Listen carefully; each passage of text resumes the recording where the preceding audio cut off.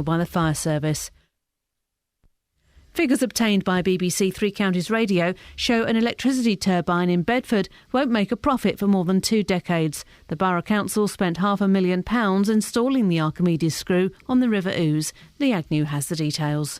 The water-powered turbine was turned on in 2012, with the council saying it would break even in 15 years' time.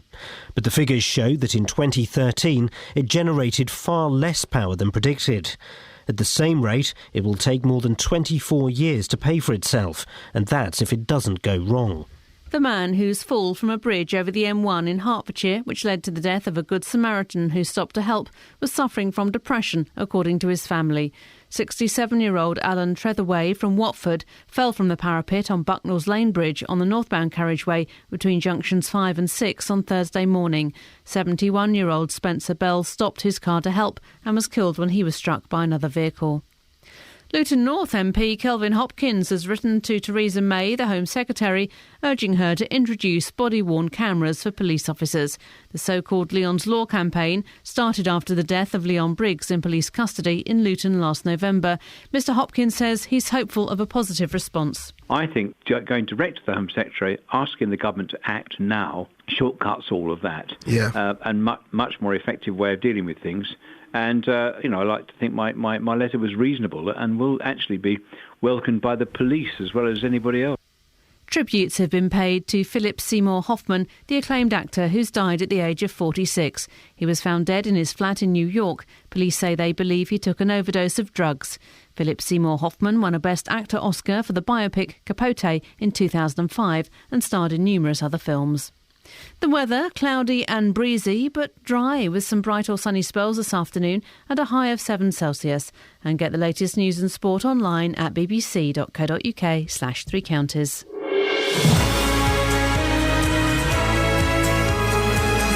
Morning, this is Iain Lee, BBC Three Counties Radio. We are in the month of February.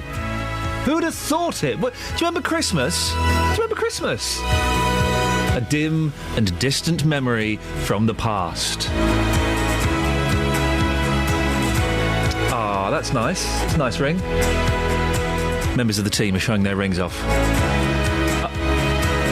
Lots coming up on the show today, as always. Keen to get your input. Incredible story of a 75-year-old Milton Keynes woman who could spend what's left of her life in jail after killing her terminally ill husband. She says it was an act of mercy. Well, next month the court will decide whether this has any bearing on the time she serves. We'll also bring you the latest on a 30-foot sinkhole that appeared on a driveway in Wickham, swallowing the car parked on top of it. Sinkholes, anybody? And remember the Archimedes screw? It was one of the dullest shows we'd ever done here. It was quite early on in my residency at Three Counties Radio. Boy, was it dull. Well, it just got a little bit sexier. The hydroelectric turbine was installed on the River Ouse in Bedford with the promise it would generate thousands of pounds worth of energy. Well, it turns out it may take 24 years to break even. Archimedes, screw you! Facebook.com/BBC3CR. You can send me a text, 81333, start your text 3CR. Or you can give me a call, 08459 455 555. Across beds, hearts and bucks. This is BBC Three Counties Radio. Coming up, just after 6:30, I don't normally... You know, you get free CDs. There used to be flexi discs, didn't there? You get free CDs with all these music magazines. I never, ever listen to the... Why do I want to hear... Badly Drawn Boy doing a cover version of a song from Revolver? Or why do I want to hear 25 of America's best new bands? I don't. But the CD that came with, I think it was Uncut magazine. Was it Uncut or was it Mojo? It was Mojo magazine. Oh boy, oh boy, oh boy, oh boy, oh boy. Oh, what a great CD that was. The Small Faces and Friends. Oh, there's a fantastic track from that I shall play a little bit later on. But first, let's slow things down a little, shall we? With ABBA. ABBA. No more carefree laughter, silence ever after.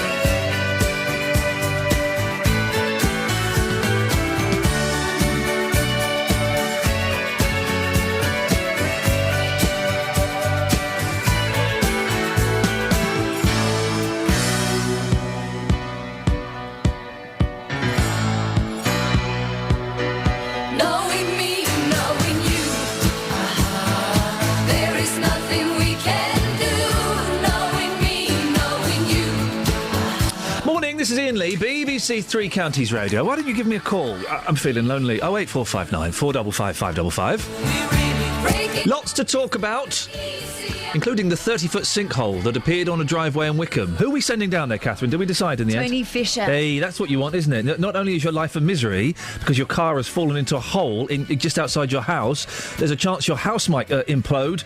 Tony Fisher turns up on your doorstep. Do you think they'll still be living in there? They would have moved out, wouldn't they? Well, I don't know. We'll find out later on this morning.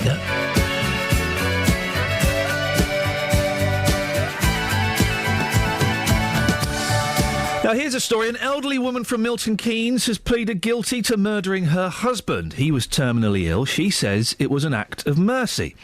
Luton Crown Court heard that 75-year-old Sheila Samford killed her 89-year-old husband by strangulation. Well, Catherine Boyle has more about this. What do we know about this couple? Well, John and Sheila Samford had been married for 50 years and they lived in Spoonley Wood in Bancroft Park in Milton Keynes. John was 83 and terminally ill with leukaemia, and when he was found dead at their house in July last year. At an earlier hearing, the court heard that the cause of death was strangulation. Police say that when Mrs Samford was arrested in July, she told them that John's death was part of a suicide pact, and she's been on remand at Peterborough Prison since then. Gosh, what's the feeling in her neighbourhood? Well, the Samfords are really well thought of in the area. Here's one of their neighbours, David Wood. Generally probably the nicest people you could ever meet. Honestly, great people. I couldn't say anything bad about them, to be honest. Not a bad bone in their body. Yeah, he used to walk his dog. He's been living here maybe 10, 15 years now. He used to walk his old dog most of the time. Then he got diagnosed. We used to chip in with walking the new dog. Then obviously this sort of event happened, and he'd been bedridden for quite a while, so you didn't really see him as much as you used to, but you definitely still saw her about, which is good, until obviously this happened.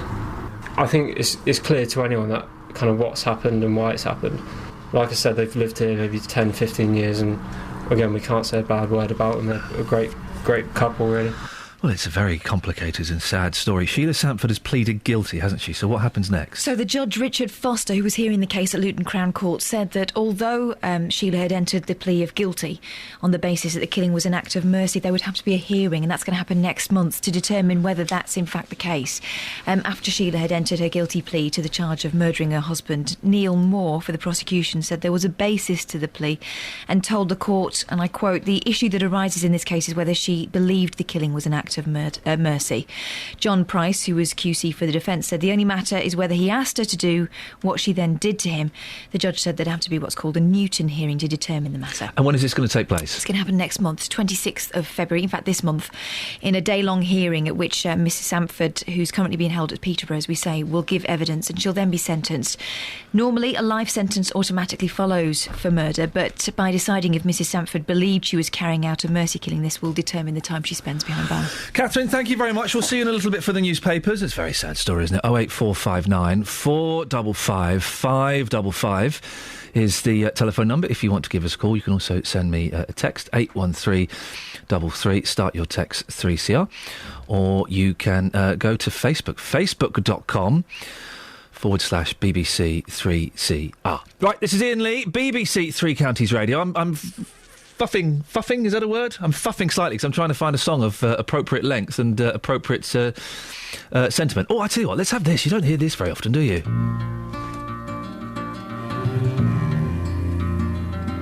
As the snow flies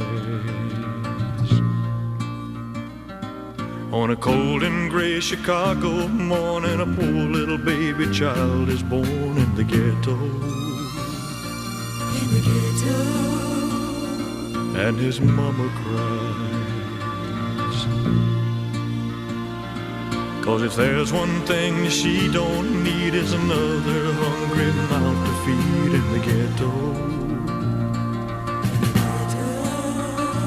People, don't you understand? Your child needs a helping hand. He'll grow to be an angry young man someday. Take a look at you and me. Are we too blind to see? Or do we simply turn our heads and look the other way? Well, the world turns, and a hungry little boy with a runny nose plays in the street as a cold wind blows in the ghetto. In the ghetto. and his hunger burns. So he starts to roam the streets at night, and he learns how to steal, and he learns how to fight in the ghetto. And then one night in desperation, the young man breaks away. He buys a gun, he steals a car, tries to run, but he don't get far, and his mama cries.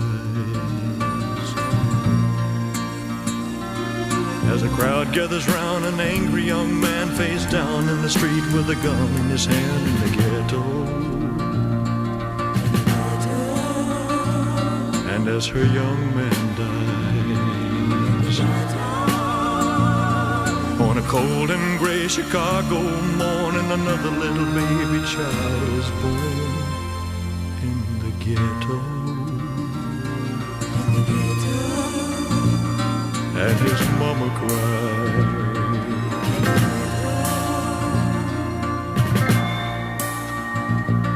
In the ghetto.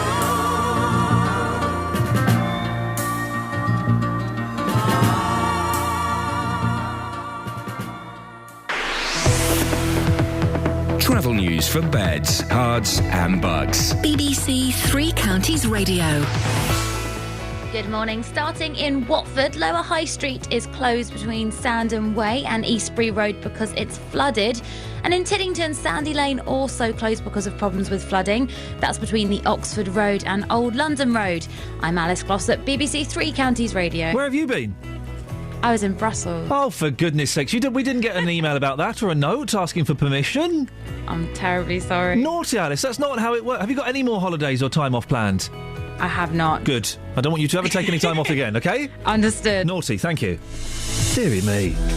She didn't run... Did she run that past you, Catherine? Did she run that past you? I'm afraid no, she didn't. Well, OK, well, listen, she's still really... Adam Glynn would have run it past us. Of course he would. He would have run it past it several times. He still does. Right, it's 6:16. It's Monday, the 3rd of February. I'm Iain Lee. These are your headlines on BBC Three Counties Radio. A woman from Milton Keynes is to be sentenced for killing her terminally ill husband. It could take more than 2 decades for a water turbine in Bedford to break even. In football, Watford beat Brighton 2-0 in the Championship. The weather today, breezy, mostly cloudy and dry. 08459 455 555. BBC Three Counties Radio.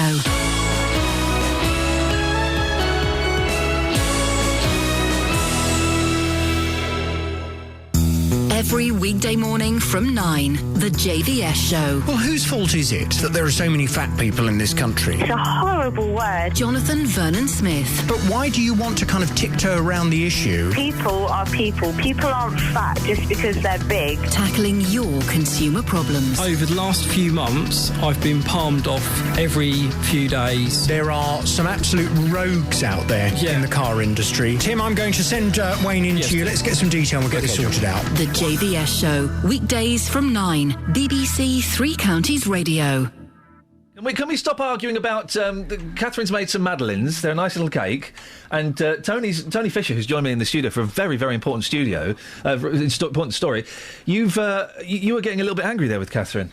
No, not angry. Just wondering if madeleines had risen. No, I don't think my oven's hot enough. I'm trying to perfect the recipe at the moment. You can turn the oven up, can't you? There's a dial on the front. There is a dial with some numbers, and they go up, increasing. And if you turn that nudge it up a bit. In theory, the oven will get hotter. Yeah. Reactions, you know. Listen, I haven't tasted your buns, but I bet they're rubbish. Tony's got lovely buns. I'm not going to go into your buns, but I haven't tasted yours yet either. Well, get them down. I'm out to. We'll have a little bit of Del Shannon, and while Del Shannon's playing, we'll taste Catherine's buns. They're delicious. Look forward to it. Sorry? They're delicious. How Got rude. a mouthful. They rise in your mouth? Oh, for goodness sakes. Adored. As I walk along, I wonder what went wrong with our love, although it was so strong. And as I still walk on, I think of the things we've done together while our hearts were young. I'm a walking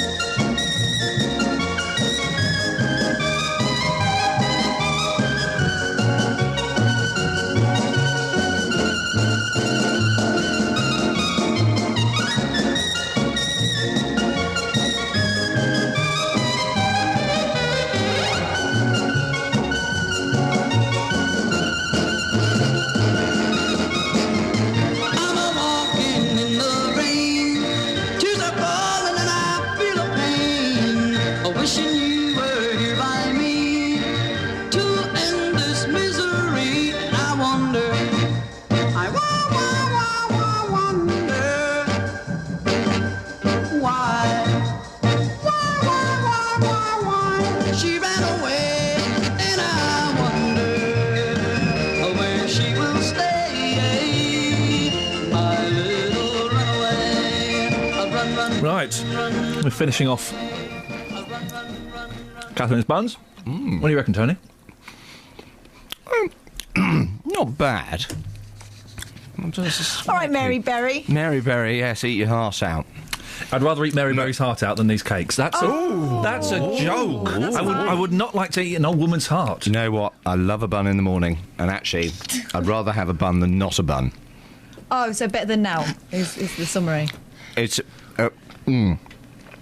just lovely. I think you better talk about screws. Very much indeed. Now, listen, this is a serious story. This is the first for news, we used to say. June 2012, do you remember it? If you do, well done. Well, you might also remember Bedford's brave foray into hydroelectric power via the medium of a machine called, anyone remember, anyone? The Archimedes screw. The turbine was installed on the River Ouse in a move that you're acting out, thank you, Tony, in a move the Borough Council claimed would generate around £32,000 worth of energy every year. Although, admittedly, it was going to take 15 years to break even. Well, we've sent our team of boffins to do some maths, and that's not quite right, is it? Our screw correspondent, Tony Fisher, joins me now. Morning, Tony. Morning. The Archimedes screw, what is it? Describe it. Well, it goes back to Egyptian times, apparently. So it's literally a big screw that's used to get water from a low level to a high level. So it would turn clockwise or anti-clockwise, not quite sure. It would turn anyway, and the water would come up the screw and then to another pot and then up, and that's the way of... But this way is obviously in a river. It works the other way, so the water is pushing the screw, turning the screw, lots of revolutions, which then generates power, electricity, and as we're saying, this costs £500,000. Apparently it's generating £32,000 of electricity a year, which will take 15 years. But we're saying that's not quite right. We've got the figures here. We've got the figures from the last year, the Borough Council, supplied by the Borough Council on those figures. Yeah. Looks like this thing isn't going to break even for at least 24 years. I've been told the lifespan of one of these things is 30 years, so... It'll be about 5 or 6 years of it actually being in profit. And that's, of course, as well, if it doesn't break down again. If it doesn't break down again. It broke down in February, so if you look at the figures for February, kilowatt hours, 0. Now, the other thing is, if you look at the figures, they fluctuate enormously. So I've been told that June, July, 4,800 kilowatt hours of power. That's enough to generate a single bar on an electric fire. Yes. And I've been told that this thing, in general, is basically equivalent of one wind turbine. You've been speaking to experts about this, haven't you? Yes. So I've been speaking to a retired physicist from Abbots Langley called Tony Manning, and he explains roughly how this Archimedes screw works. Does he make the same sound effects that you made? No, I'm trying to... jazz it up. Thank you. The Archimedes screw worked exactly the same with water. It was certainly used by Egyptians to irrigate from the Nile into their fields. By turning the shaft, they were able to suck the water up. But it will equally work in reverse, where if you let the water flow down, it will rotate the shaft, and the rotating shaft can be produced to produce energy. But it's considered very green, isn't it? That's the thing. Yeah. On the positive side, it's very green. You know, lots of things could go through it. Fish can go through it, not a problem. Won't damage fish. Great. You know, if there's any debris, it won't get damaged by debris. That will just pass through. So it is very green. Critics say, well, it's in the wrong place. You know, don't put it there. Put it in. Some people say Sharnbrook. The problem is that isn't owned by the Borough Council. It's owned by the Environment Agency. The Environment Agency apparently didn't want it in Sharnbrook, so that's another story. It's dependent on the weather as well, isn't it? Very much dependent on the weather. So, you know, Borough Council say, well, it's been too much rain, it's been too wet. Hey? Sorry? Hey? Yeah, sorry, what? It's a hydroelectric dam type thing. It's been too wet. Yep. So there's an optimum water level. It operates on 2 levels, so there's been too much rain, the lower water level rises too high, and it doesn't function properly, apparently. So they can have too much rain. Yep. So... But also, if there's a drought as well, that's going to cause problems. If there's a drought, complete no. So what are they going to do? But you know, they're sticking by it, aren't they? They're sticking by it. Yes, it's they're gonna press on with it. Obviously, it's built, and you know, it's there. It's there to stay. And, as Tony Mann explains, this is the problem if there's a drought. Oh, hang on a second. Oh, sorry, I thought we'd skip that. I thought we skipped that. I thought we'd skip that bit. Sorry, OK, we can skip it. Let's skip it. We can skip it. We're sending you... Thank you for that, Tony. I appreciate it. Do you understand, roughly? I do understand. It's quite complicated. It's quite complicated. We're sending you off yes. on another big story this morning, aren't we? You are. Where are you going this morning? I'm going to a story about a hole. A big hole. Near High Wycombe. And a car has... you better gone go down the hole. Last week, I did Car in a House. I was the Car in a House correspondent. Yep. This week, I'm Car in a Hole correspondent. Basically, if you're in a car and you see Tony Fisher coming, drive like Billy-O to get out of the region. He's dangerous. Thank you, Tony. Speak to you later.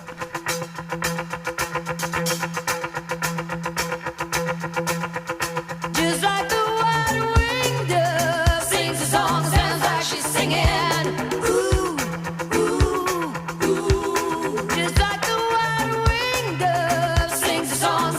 She's singing, ooh, baby, ooh, say ooh.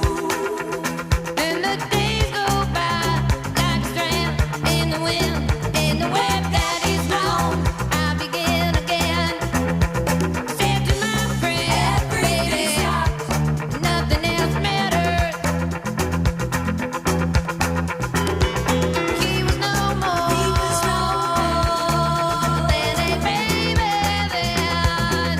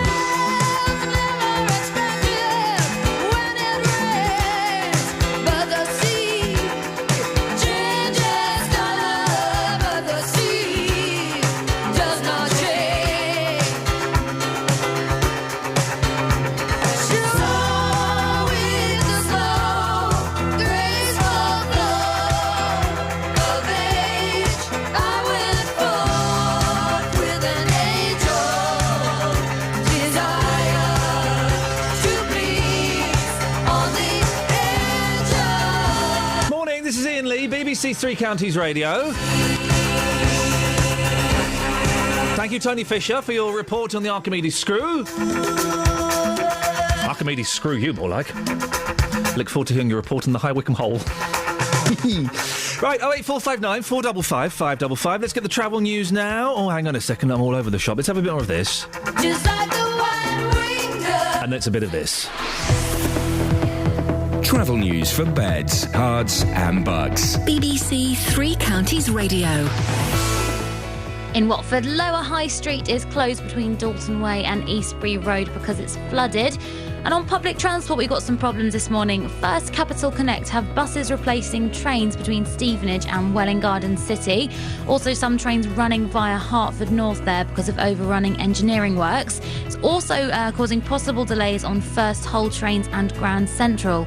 I'm Alice Glossop, BBC Three Counties Radio. Across beds, hearts and bugs. This is BBC Three Counties Radio.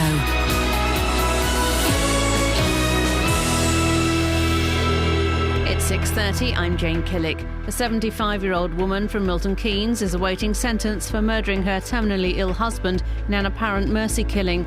Luton Crown Court heard that Sheila Stamford's husband, John, who had leukemia, died from strangulation. Figures obtained by BBC Three Counties Radio show an electricity turbine in Bedford won't make a profit for more than 2 decades. The Borough Council spent £500,000 installing the Archimedes screw on the River Ouse. A large hole has swallowed up a parked car in front of a house in High Wycombe. The sinkhole is 30 feet deep and 15 feet in diameter. The weather, mostly cloudy and breezy with some bright or sunny spells this afternoon and a high of 7 Celsius. On to sport and in football, Watford beat Brighton 2-0 at Vicarage Road in the Championship yesterday. It's the Hornets' first league win since Boxing Day and takes them up to 13th in the table. Hornets goalkeeping coach Alec Chamberlain. I think after the difficult week we've had, it was just what the doctor ordered, really. To get a clean sheet as well was all the more pleasing, really. And, really, apart from the disallowed goal, where obviously could have been a few nerves fluttering, I think it was a pretty solid performance. In the Premier League, Arsenal went back to the top of the table with a 2-0 win over Crystal Palace. Liverpool were held to a 1-1 draw away to West Bromwich Albion. Wycombe Wanderers manager Gareth Ainsworth believes he's still the right man to keep the club in the Football League. The Chairboys are now level on points with the side in the final relegation position in League 2 after losing at Bury on Saturday. But Ainsworth remains defiant. Well, I wouldn't be stood here talking to you if I didn't feel I had enough to turn it round, without a shadow of a doubt. I know that there's enough in that dressing room to turn it round, and I'm not surprised the fans are getting worried, It's they've got every right to, because we haven't been good enough. But I'm in charge to put that right, and I'll be doing that next week against Accrington. Tennis and Great Britain have booked their place in the Davis Cup quarter-finals for the first time in 28 years. Andy Murray secured the winning point against the USA in San Diego as he beat Sam Querrey in 4 sets to give Britain an unassailable 3-1 lead in the best-of-5 tie. In Rugby's Championship, Bedford lost to Leeds 50-6 at Headingley yesterday. BBC Three Counties News and Sport. I'll be back with a full bulletin at 7. Across beds, hearts and bucks. Yeah, we know all that. Catherine. Yeah. Last week, we just talked about this off air. Last week, as some listeners may remember, we did the 2 little dicky birds sitting on a wall.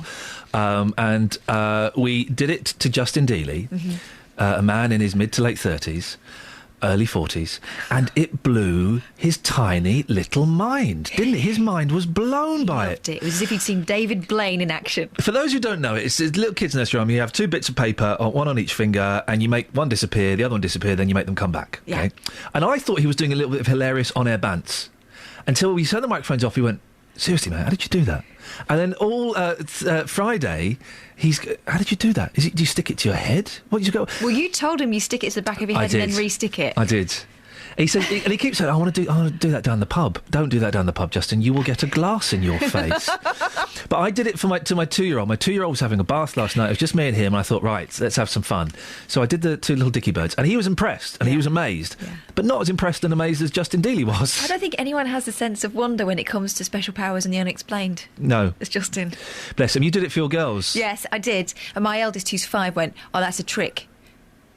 Yeah. You're sticking it and unsticking it. She actually thought that, the Justin Dealey theory of sticking it to the back of your head, and then she thought it was that. But, I mean, at least she saw it was a trick and not magic. Is Justin doing anything today? Yeah, we're going to speak to him in about 20 minutes. OK. He's working for us today, is he? Yeah. I don't think the radio car is, though. Oh. Lee's on the M25. Morning, Lee. Morning. Well, what can I do for you? If I say something happy, it's a Monday morning. You want something happy?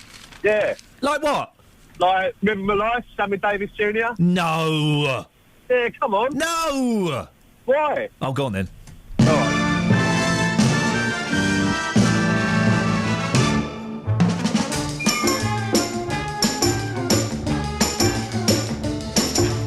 Daddy started out in San Francisco, tooting on his trumpet loud and mean. Suddenly a voice said, "Go for it, Daddy, spread the picture on a wider screen." And the voice said, "Daddy, there's a million pigeons waiting to be hooked on new religions. Hit the road, Daddy, leave your common law wife.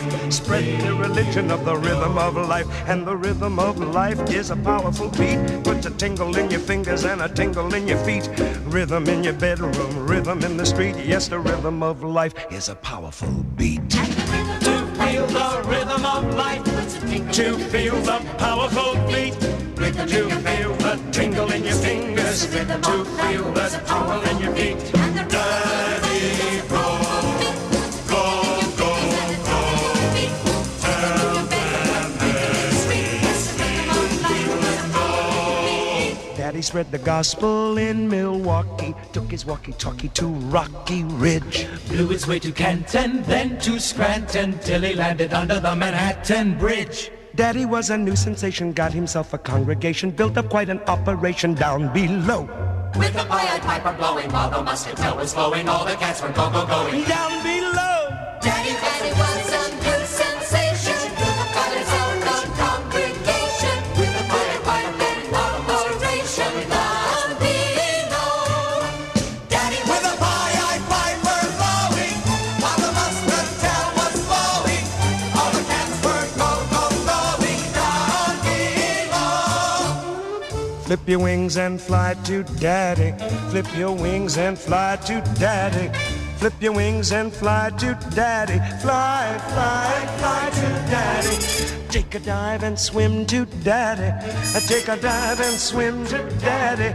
Take a dive and swim to Daddy. Swim, swim, swim to Daddy. Hit the floor and crawl to Daddy. Hit the floor and crawl to Daddy. Hit the floor and crawl to Daddy. Crawl, crawl, crawl to Daddy.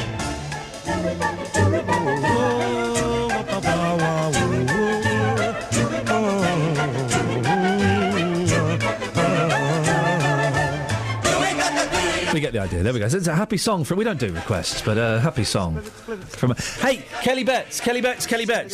Guess who is doing a concert in Hammersmith on March the 13th? Chaz and Dave. No, that's April the 25th at the Royal Albert Hall. I'm going.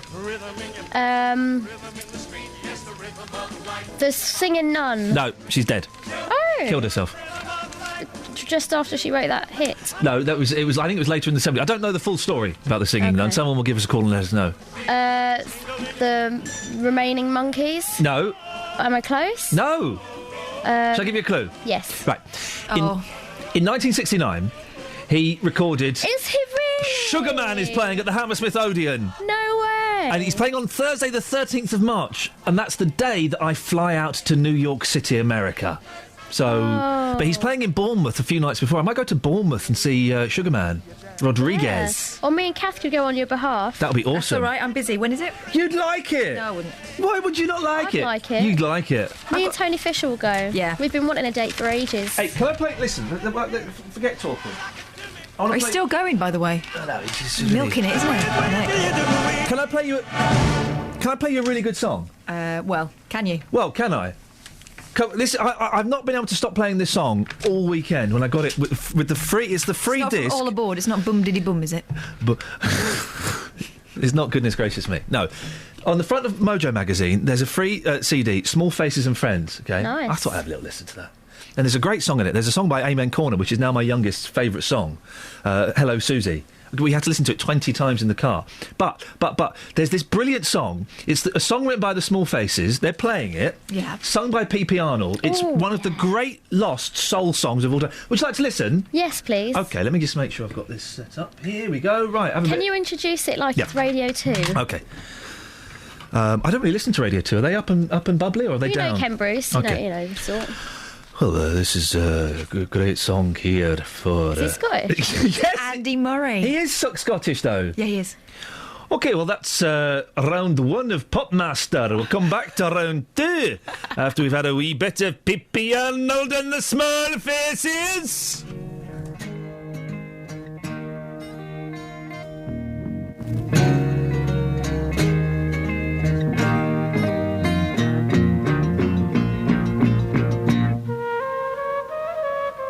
Now I can tell you how I feel. A broken heart is there to heal. There's still so much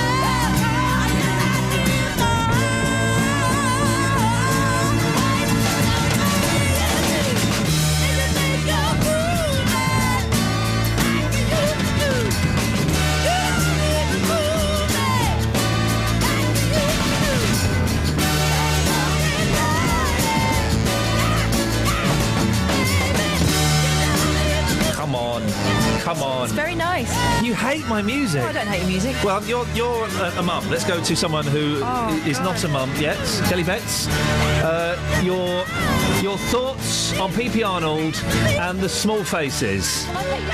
Oh, she's talking to somebody. Look. She's working. My review will come via Chris in Farley Hill on Fader 1. Chris is in Farley Hill. Morning, Chris. Good morning. Who was the vocals on that That was track? P.P. Arnold. Was it? Backed up by the Small Faces. Oh, I see. Because Rod Stewart's original singer... Right.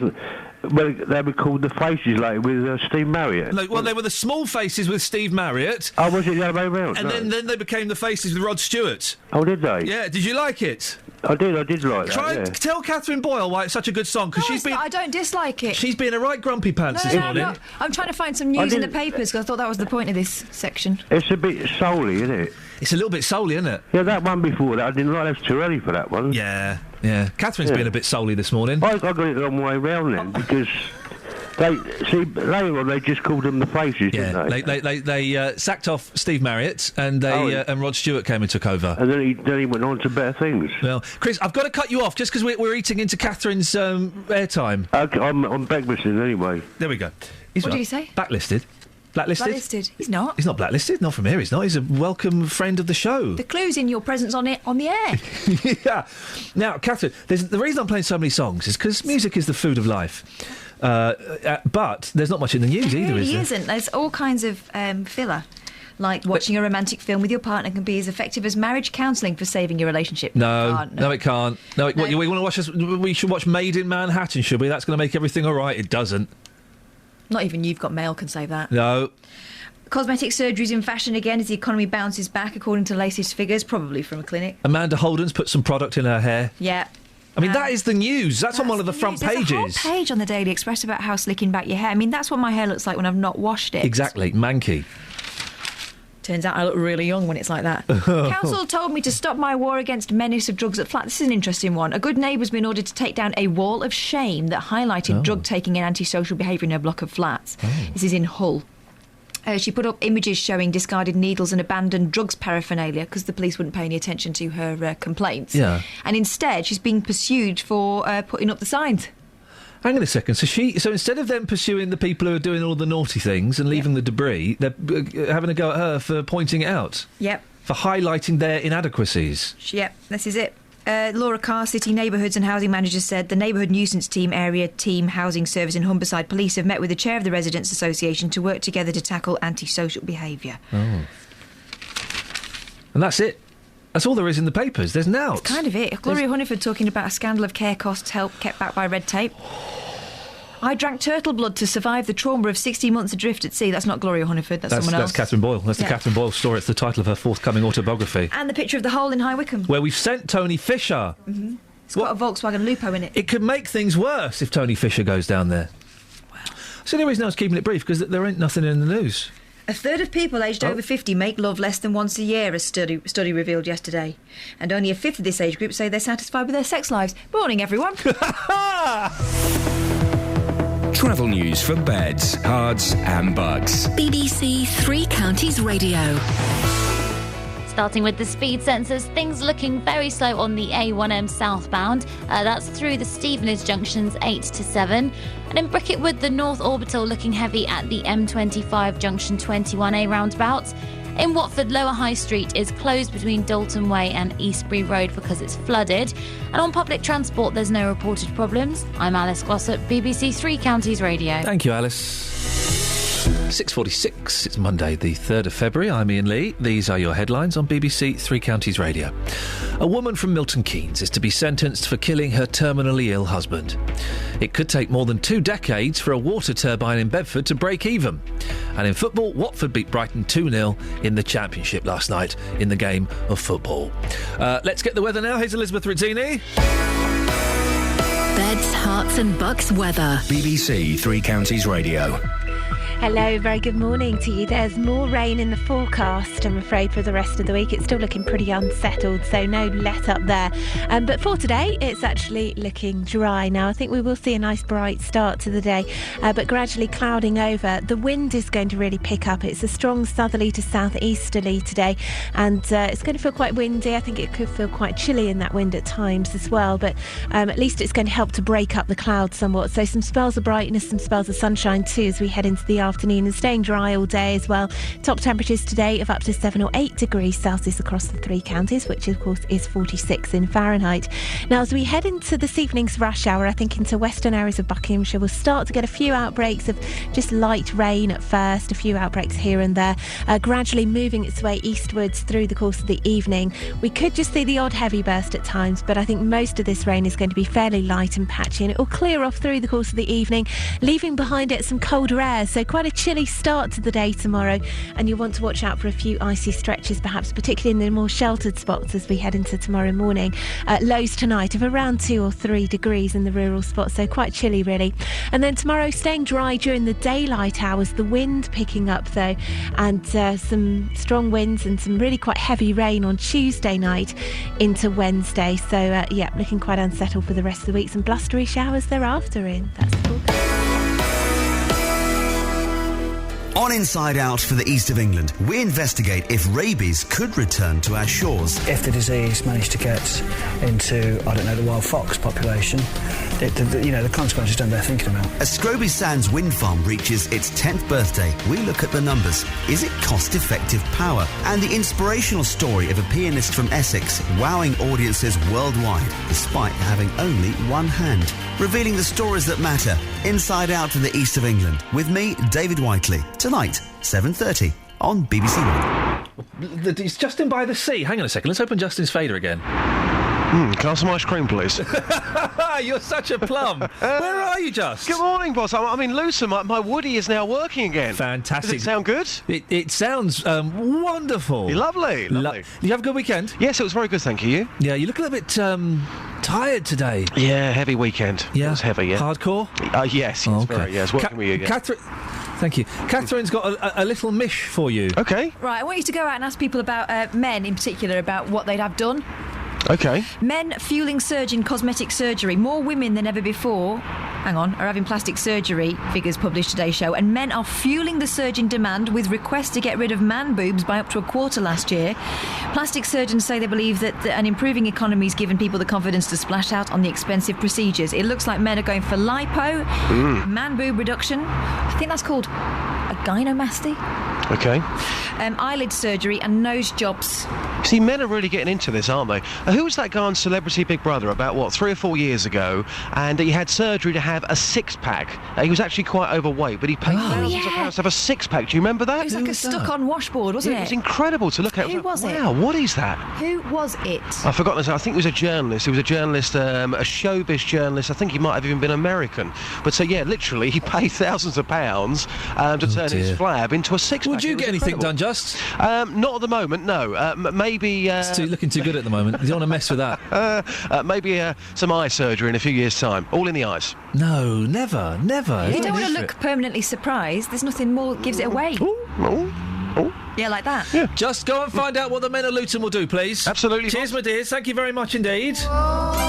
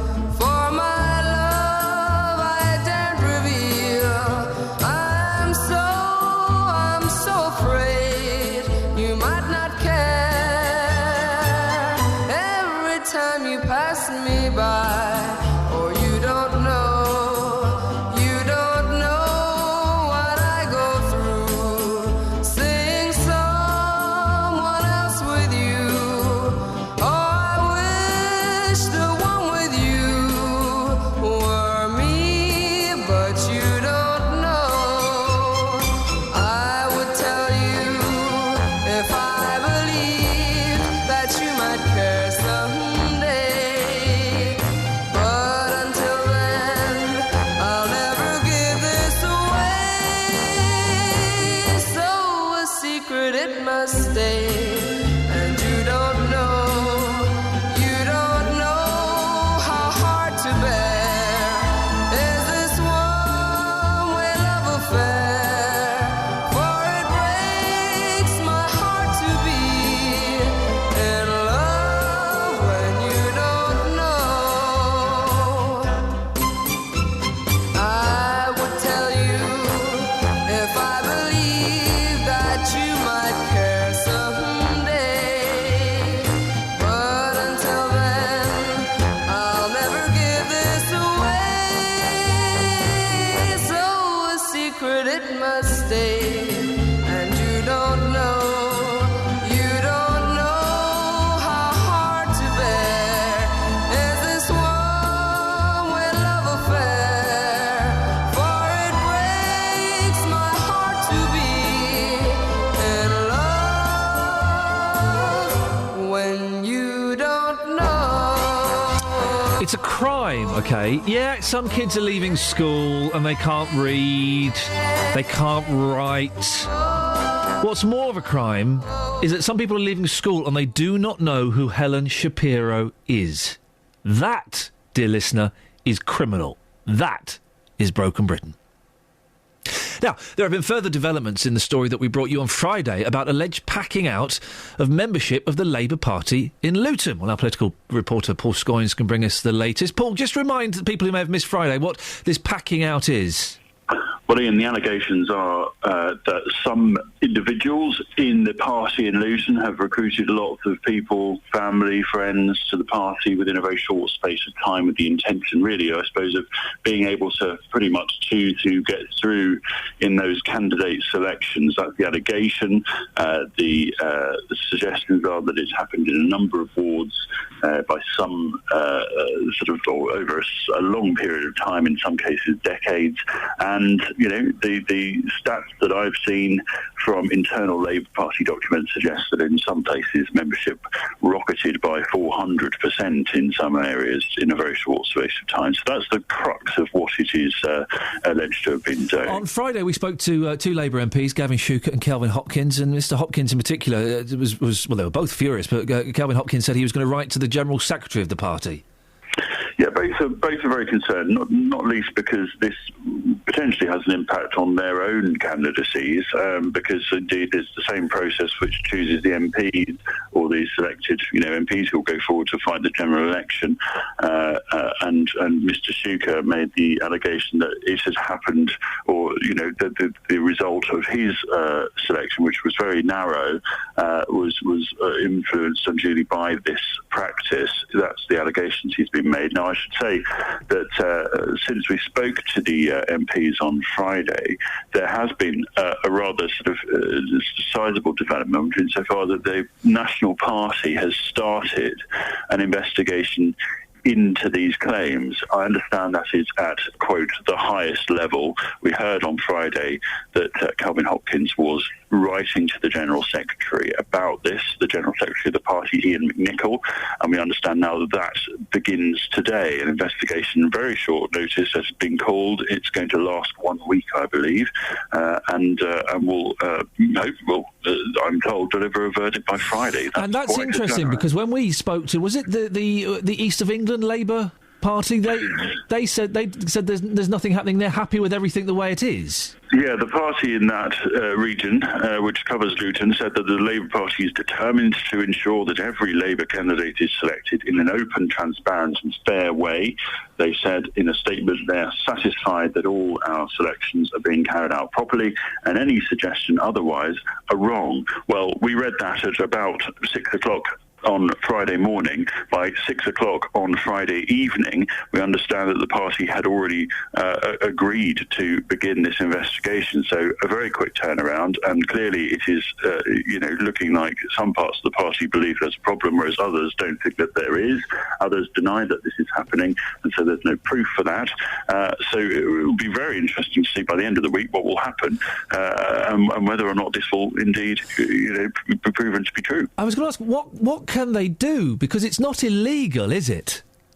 No, it's not. And indeed, what the MPs said is that this is, unfortunately for them, they say, a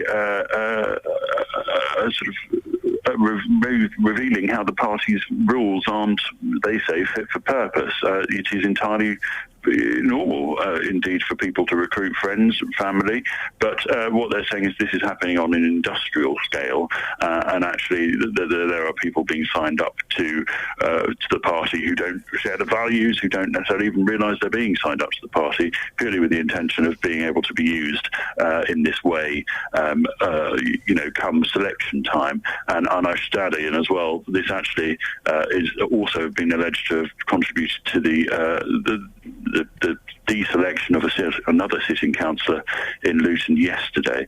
So indeed, this is very much a live issue, they feel. And sorry, Paul, we're expecting to get the report out on Friday of this week? Well, that's what, I mean, the reports, the investigation is due to last a week, so whether or not they report back on Friday or next week, I don't know. But I think the sense within the party is they want this dealt with very quickly and these allegations cleared up before they go any further. I said the person selected yesterday was indeed a lady called Tafine Sharif. She was a councillor in the Dallow ward, and it was also the Deputy Police and Crime Commissioner, Ollie Martins, who is the Police and Crime Commissioner and Labour, obviously, member, is said to be livid about this and feels that there has been another allegation of membership hacking there. And of course, we will watch this keenly, because I think this investigation will be very revealing if indeed these allegations are proven to be true. Paul, no doubt we'll speak to you later on in the week about this. Paul Scoynes, our political reporter there. Thank you very much. 08459 455 555 is the phone number. This morning we're asking, are you a man, and would you ever consider having plastic surgery done? Would you want your fella to get it done? Is there something about him you'd like? It's a little bit droopy. You'd like it tightened up, made less droopy. 08459 455 555. Travel news for beds, cards and bugs. BBC Three Counties Radio. The M25 anti-clockwise looking slow now between junction 21A for St Albans and 20 for Kings Langley. Also really struggling between 17 for Maple Cross and 16 for the M40. The A1M southbound still very slow going through the Stevenage junctions, that's 8 and 7. But public transport all looking good with no reported problems. I'm Alice Glossop, BBC Three Counties Radio. Alice, thank you very much indeed. Right. So taking your calls on men having plastic surgery.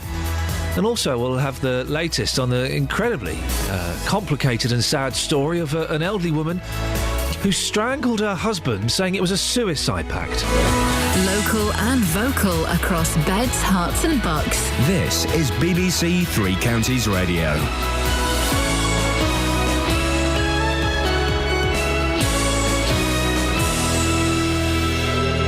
It's 7 o'clock. I'm Jane Killick. The headlines. Milton Keynes woman faces sentencing for an apparent mercy killing.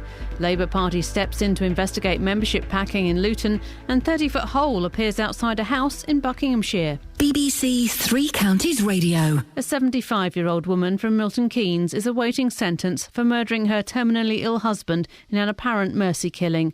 Luton Crown Court heard that Sheila Sanford's husband, John, who had leukemia, died from strangulation. Their neighbour, David Wood, says they were a lovely, genuine couple. Generally probably the nicest people you could ever meet. He's been living here maybe 10, 15 years now. He used to walk his old dog most of the time. Then he got diagnosed. We used to chip in with walking the new dog. Then obviously this sort of event happened, and he'd been bedridden for quite a while. The Labour Party is beginning an investigation into allegations some members in Luton wards manipulated the membership of the party. The investigation into so-called membership packing is being conducted at the highest level of the National Party. Here's our political reporter, Paul Scoynes. It's claimed some individuals filled the party's branches with friends and relatives, not always with their knowledge, who will vote for the preferred candidates in selection panels for local elections.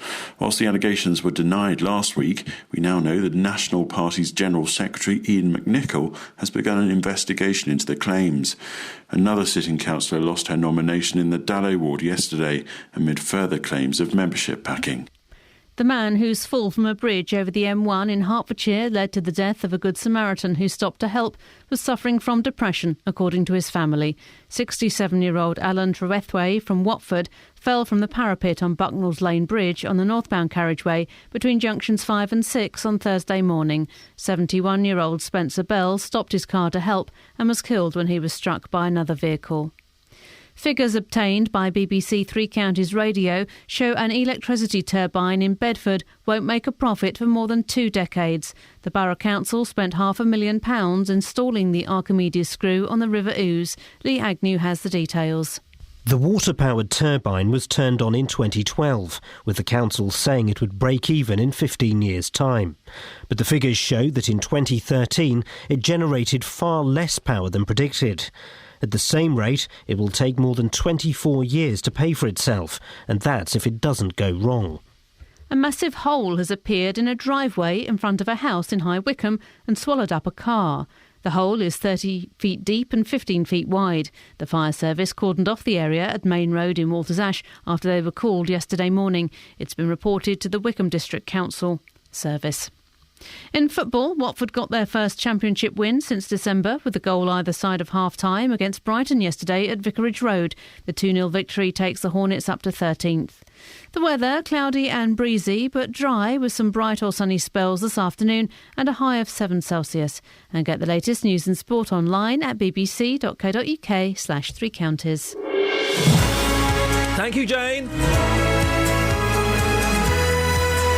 Morning, this is Iain Lee, BBC Three Counties Radio. Tick your diaries now. What? Lots to talk about in this hour of the show, including an incredible story of a 75-year-old Milton Keynes woman who could spend what's left of her life in jail after killing her terminally ill husband. She says it was an act of mercy. Well, next month, the court will decide whether this has any bearing on the time she serves.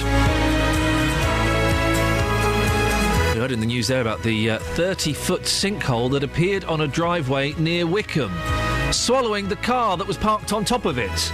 We've sent our hole-in-the-ground reporter, Tony Fisher, over there to have a look. Let's hope he doesn't fall in there. And fun times, guys. Yeah, the Archimedes screw. That's what we're talking about. What, who, what, where, when, and indeed why. So it's supposed to take 15 years to repay for itself. It may be a lot longer than that. And if you're a bloke, would you ever consider having plastic surgery? 08459 455 555. Across beds, hearts and bucks. This is BBC Three Counties Radio. This is an incredible story. An elderly woman from Milton Keynes could spend what's left of her life in prison after admitting murdering her terminally ill husband in what she says was an act of mercy. 75-year-old Sheila Sampford's 89-year-old husband, John, was found dead at their home in Spoonley Wood last July. He had leukemia, but was found to have died from strangulation. Well, Mrs Sampford told police she killed him as part of a suicide pact, and a court will decide next month whether it believes her story or not. Well, Peter Nehrude is the former Chief Constable of Thames Valley Police. Morning, Peter. Good morning. It's a very sad story, isn't it? Have you ever come across anything like this before? Yes, I have, and I mean, these cases are quite rare. I mean, we have, around about 400 or 500 murders a year in the UK, and probably no more than 2 or 3 of these type of cases per annum. So they're not that common, but they do happen. When a police officer turns up at a situation like this, how can I phrase this question? It must strike them as being different from your casual run-of-the-mill murder. They must, obviously see there is more to it than that. How does it affect the police officers? I think it's not that different in the sense of a life has gone, and you've got to go through the process of investigation. But what is different, there's clearly a very different emotional content. Very different emotional content, not the least of which is two people towards the end of their lives have come to this very sad resolution. So, yeah, it is different. 75-year-old Mrs Sampford, could she escape jail if the court does believe this was a mercy killing? Yeah, and that's the purpose of the next phase. As the report talks about what's called a Newton hearing. So the defence will put forward their version of the circumstances and have that tested in as it were, a trial within a trial. If that were to demonstrate that particular version of events, that narrative stands, then it is quite likely that the judge would be able to use the provisions in the legislation to produce a very lenient sentence. Because life sentences are mandatory for murder, and she's confessed to murder, hasn't she? She has, and in those circumstances, if she's, and I think it's right, so she's pleaded guilty to murder as well. So the circumstances are you start from a life sentence, but then the issue comes as to what the tariff is, and there's a very clear provisions within legislation to allow a judge to use the mitigating factors of what's commonly called a mercy killing and drop the sentence very significantly. So there is a chance she could serve a minimum of 15 years, but there is potential for that to be reduced. There's plenty of precedent in these circumstances for there to be a very small or indeed no custodial sentence in some circumstances. Peter, thanks very much. It's Peter Nehru, the former Chief Constable of Thames Valley Police. It's an interesting story. Kind of demeans the weight of the situation, doesn't it? But it certainly is a fascinating situation. And I guess part of this, the elderly carers, are they being left to cope with impossible situations? It would appear, we don't know the full facts of this story, that perhaps Mrs. Sanford wasn't getting the support that she wanted, or maybe she didn't want any support. And there is quite often, isn't there, particularly elderly people, they feel it is their duty to carry on, even if they're struggling, even if it is really hard work. And it is hard work, of course it's hard work looking after someone who's poorly. 08459 455 555. Are elderly carers being left to cope with what really are impossible situations? Across beds, hearts and bucks. This is Iain Lee. BBC Three Counties Radio.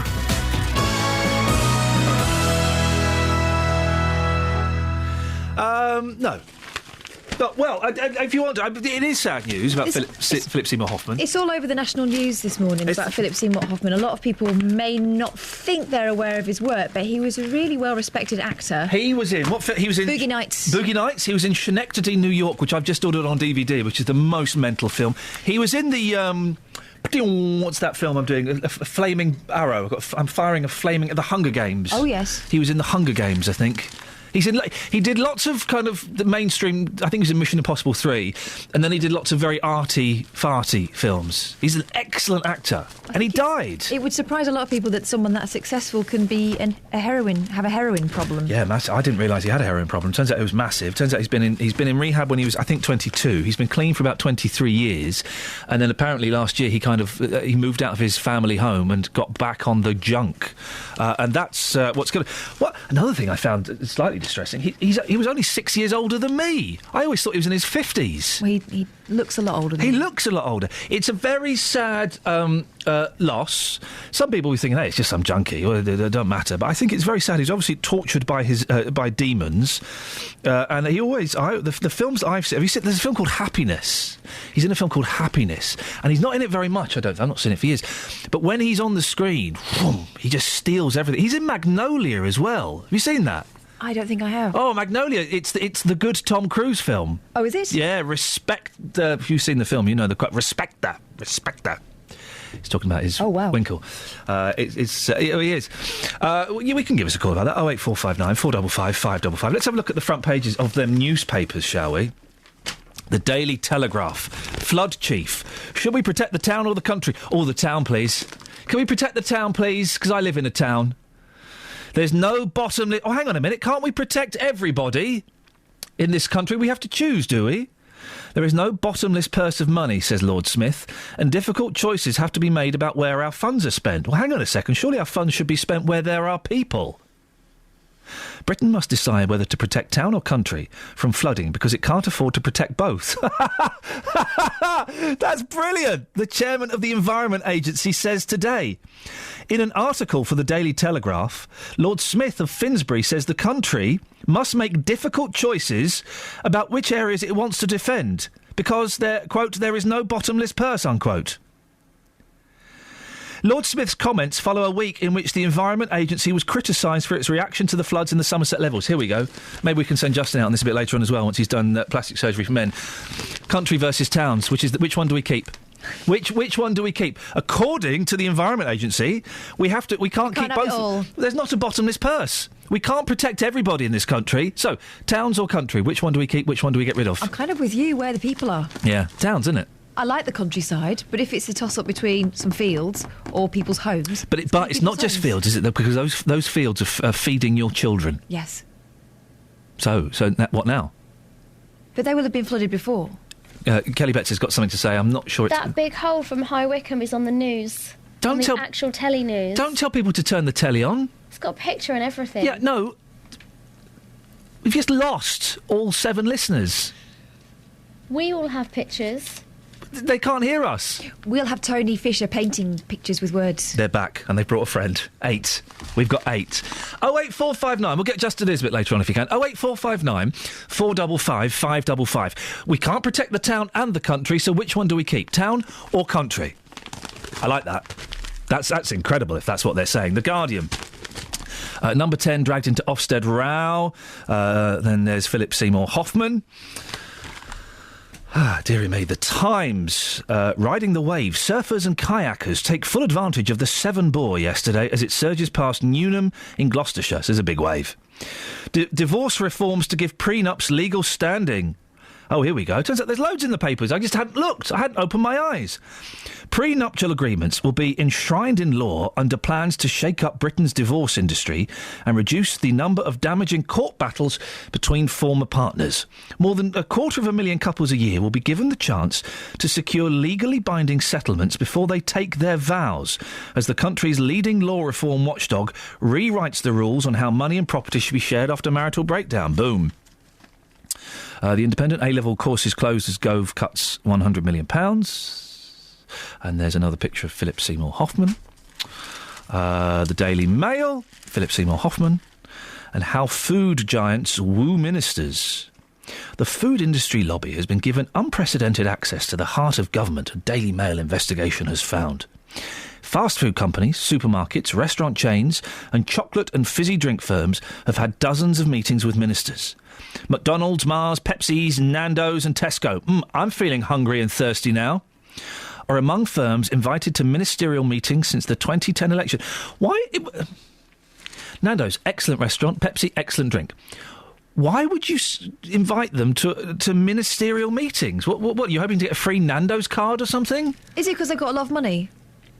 I don't get the Nando's thing. Oh, mate, come on. It's just chicken. Even as a vegetarian, it's heaven. It's just chicken. Yeah, footballers love it, though, don't they? Peri-peri, isn't it? Oh, right. Peri-peri, Kelly? Even their chips are nice. Aren't they? And you can go and get as many fizzy pop drinks as you like. You just keep filling up that glass. It's a magic glass. It is. You just keep filling it up. I'll tell you what we'll do, Kath. Kelly, Justin and I suspect Justin will like it. He looks the sort. We will take you out for a Nando's one day this week. Really? Yeah, our treat. Yeah? Yeah. Other chicken restaurants are available. But they are the best, aren't they? Oh. Not allowed to say that. The countryside or the towns? Who shall we keep? Call me now. Travel news for beds, cards and bugs. BBC Three Counties Radio. The M1 London bound is slow at junction 9 for Redbourne, and the M25 anti-clockwise very slow going between 17 for Maple Cross and 16 for the M40. The A1M southbound also really struggling through the Stevenage junctions 8 to 7.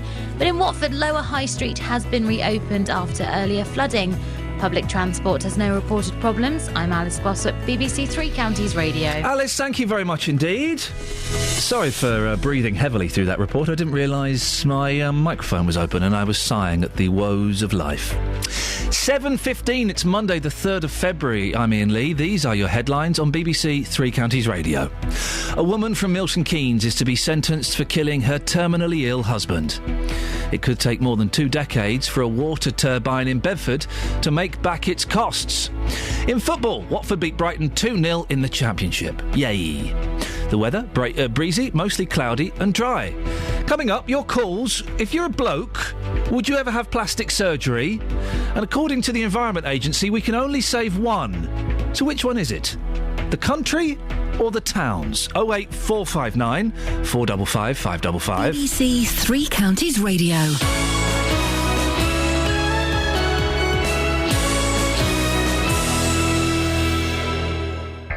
Tomorrow night, attention turns to the relegation fight at the Lamex. To be a League One club next year, we'll need 9 or 10 wins. Stevenage host mid-table Gillingham, knowing a win is a must. It's up to us to punch as many of the 60-odd points there are to win. Up to us to punch as many of them out as possible. Listen to the whole game live with Three Counties Sport. And what a finish that was to a fantastic Stevenage move. Stevenage versus Gillingham, tomorrow night from 7, here on BBC Three Counties Radio. Across beds, hearts and bucks. This is Iain Lee. BBC Three Counties Radio.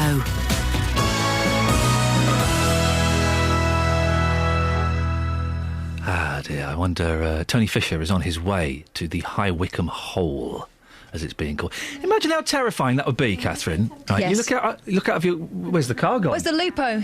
I don't know. I said, I parked it on the drive. Hang on a minute. Where's the drive gone? There's a massive hole. Apparently it's still down there. Well, how do you get a car out of there? Crane? I drove past something very bizarre on the M40 at the weekend. And I don't know if it was... I don't know what it was. It upset me. What was it? Well, I drove past and there were lots of people... a few cars had pulled over. A couple of cars pulled over. And they were looking down a ditch. I thought, what are they doing down that ditch? And as I drove past slowly, there was a car down the ditch that had been smashed, had the hell smashed out of it. Goodness. And there was a man lying on top of the car looking in. Now, I couldn't work out. There were no emergency vehicles, so I don't think it had just happened. I'm hoping they had gone back to collect the car right a few days later. But it was quite upsetting. I'd say the most upsetting thing I saw in a car. This was awful, and to this day, I regret not doing something about it. It's one of those things I think, I should have done something, but it just happened so quickly. Driving down, when I used to live in North London, Spaniards Row, it's a very dark sort of country lane, but it's a very busy little cut-through road. Driving down it, and traffic was just a nightmare. I thought, what's going on? But we were kind of moving, but it's very, very busy. And I drove past a car, that had just stopped. It stopped by a zebra crossing. Right. Okay, and there was someone sat in the car, just not moving, but looking out. I thought, this is very weird. As I drove past, I thought, what? Oh, my God. And there was a woman lying on the bonnet of the car, sort of moving ever so slightly. Oh, my goodness. It was the most horrific thing I've ever seen. And I only saw it as I got past it. It clicked as to what it was. And then there was nowhere to pull off. It's a really narrow country lane. There's nowhere to stop. And I just thought... And there was no one there helping at all, and it's to this day it's my great regret that I didn't just stop and get out and forget the traffic, forget all of that. I was just in such a shock to have seen something like that. It takes you a few moments to sort of compute, doesn't it? Yeah. What's happened? It was horrible. Gosh. I pray that everyone involved was all right. It must have just happened because the fact that the guy was still in the car. Oh, it's horrible. It's funny as well that time slows down when things like that happen. Yeah, yeah. I was walking through a shopping centre. This isn't to do with cars. Walking through a shopping centre in Peterborough once, and I just clocked out the corner of my eye something moving near the escalator. There was a child hanging on the other side of the escalator. I don't know what they've been doing, messing around. Oh, God. But I had a load of bags in my hand, and I just found myself running towards this escalator. And I got hold of him, and thankfully there was a bloke behind me as well. So between us, we pulled this kid over. Yeah. But it was only afterwards I thought, what would have happened if it was just me and if I'd let go, or all that stuff happens in an instant. Here's a quandary I've often thought about. If a little kiddie comes up to you in a shop, you see a little kiddie in the shopping centre. Let's say he's 4 years old, and he's crying, and he's really distraught. Yeah. What would you do? As a woman, I would be all right, but I think you've got a question in your mind. Would I get down and put my arm around him? Yeah, I would. I think I would. And then afterwards you think that probably looks bad, but you just go with your instinct, don't you? I think you do have to. I think you're right. I think you do have to go with your instinct. And my instinct would be to protect, as a dad particularly, but even before as a dad, is to protect that child. You're right, son. Put my arm around him. Right, where's your, and have a chat. But yes, definitely, I would make physical contact. I stopped a runaway shopping trolley with a kid in it once. I thought you were going to say with a kid. The mum was looking at bags that she put down, and the thing was rolling towards the car. So I grabbed hold of it, and it was as I took it back, I realised the child in the shopping trolley looked terrified of me, as if I was stealing it. Oh, and I thought, goodness me, this looks bad. Yeah. Thankfully, the mother didn't think it looked bad. She just thought, save my child. I think if it's a kiddie crying, I would deal with it in how I thought appropriate, and then deal with the potential consequences of that later on. I think I'll put the kiddie first. It's weird that you even have to think. I even have to think now. You know, sometimes you get kids waving at you on trains and things like that, and so you turn and you stick your tongue out and you pull a silly face. I even have to think about whether that's appropriate. No, you don't. I think most people know it is. Really? I think most. I hope so. I hope so. Otherwise, I'll be in terrible trouble. And if they don't, it's their problem, not yours. Thank you very much indeed. 08459 455 555. John's in Luton. Morning, John. Good morning. Well, there's a dilemma, John. There is a dilemma in this country. We only have enough money to protect either the towns or the country. That's according to the Environment Agency. Who are we going to save? Well, I'd say both, but it's the same with every problem in this country. We haven't got the money to do it, John. No, we've never got money for anything. It was the same when we had to spend a couple of million mending potholes. We never had the money. In the next 5 minutes, the government are giving 500 million to Syria. If there was floods anywhere else in the world, the government would be sending hundreds of millions. But, John, you have to pick one, town or country. Well, I think at the moment, I think I'd have to say that I feel so sorry for those people in Somerset and those places. But you live in a town, John. Who are you going to save, towns or countries? Yeah, well, fortunately, I live right up in Stocksey, so I'm all right up here, but... What are you going to save, John, a town or a country? I suppose it would have to be the town, but I don't agree with the government making the choice in the first place. There we go. He's saving the towns as opposed to the countryside. Which one are you going to save? 08459 455 555. We've only got the money to save one. We can either save towns or the countryside. That's according to the Environment Agency. There's no bottomless purse of money, says Lord Smith, and difficult choices have to be made about where funds are spent. Britain must decide whether to protect town or country from flooding because it can't afford to protect both, the chairman of the Environment Agency says today. So, who are you going to save? Towns or the countryside? Call 08459 455 555. BBC Three Counties Radio. Now, back in 2012, big story. We told you about the Archimedes screw. What it is a hydroelectric turbine installed on the River Ouse by Bedford Borough Council in a move they claimed would generate around £32,000 worth of energy every year, although they did admit it would take 15 years to break even. The thing is, the figures obtained by BBC Three Counties Radio and worked on by our boffins at Lee suggest it will be more like 24 years, and that's assuming it doesn't break down again. Well, Michael Collis is a marine engineer from Sharnbrook in Bedfordshire. Morning, Michael. Good morning. You've raised questions about this turbine. What are your concerns about it? Well, my concern really is from the point of view of whether the thing is cost effective. Well, we were told it would take 15 years to make the money back. Looking at the figures, it's going to be possibly well over 20 years to make the money back. Yes, indeed. Yes, indeed. The thing doesn't appear to be generating the amount of energy that was forecast. And one wonders who did the forecasting and how it was checked by the Borough Council. Is it in the right place, Michael? No, I don't think it is in the right place. There are much better places, I think, on the Ouse where there is a much greater fall of water. The amount of power you get depends on how far the water drops, and it doesn't drop all that far in Bedford. So it's dependent on, obviously, the weather. It's dependent on if there's too much water, or if there's too little water, or if there's a drought. It's not particularly reliable, is it? Well, it's quite reliable if the water flow is continuous.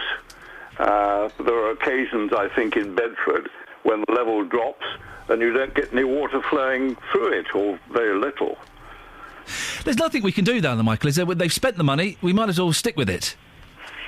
Oh, absolutely. The decision's clearly was made.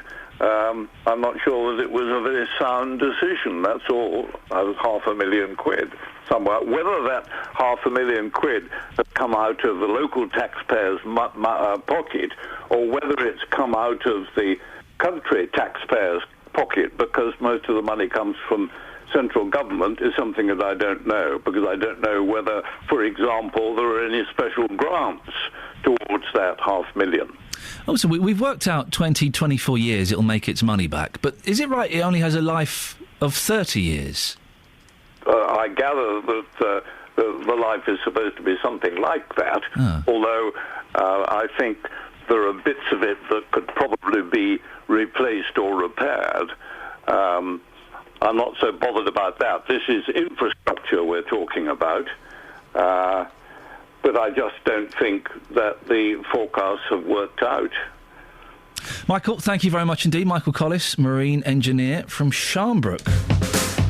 Across beds, hearts and bucks. This is Iain Lee. BBC Three Counties Radio. Bow, bow, bow. Oh, I didn't do all the newspapers, did I? I kind of got a little bit caught up in that. We did the Daily Mail, food giants woo ministers. The Daily Express, benefits blitz on scroungers. Benefits blitz on scroungers. Benefits blitz on scroungers. That's the voice I imagine the Daily Express talks in. Benefits blitz on scroungers. Call for crackdown as system branded unfit for purpose. Benefit blitz on scroungers. Britain's generous benefits system. First sentence. Britain's generous benefits system is unfit for purpose and must be scrapped, the government was told last night. Research reveals that most Britons think the £208 billion a year welfare state is broken.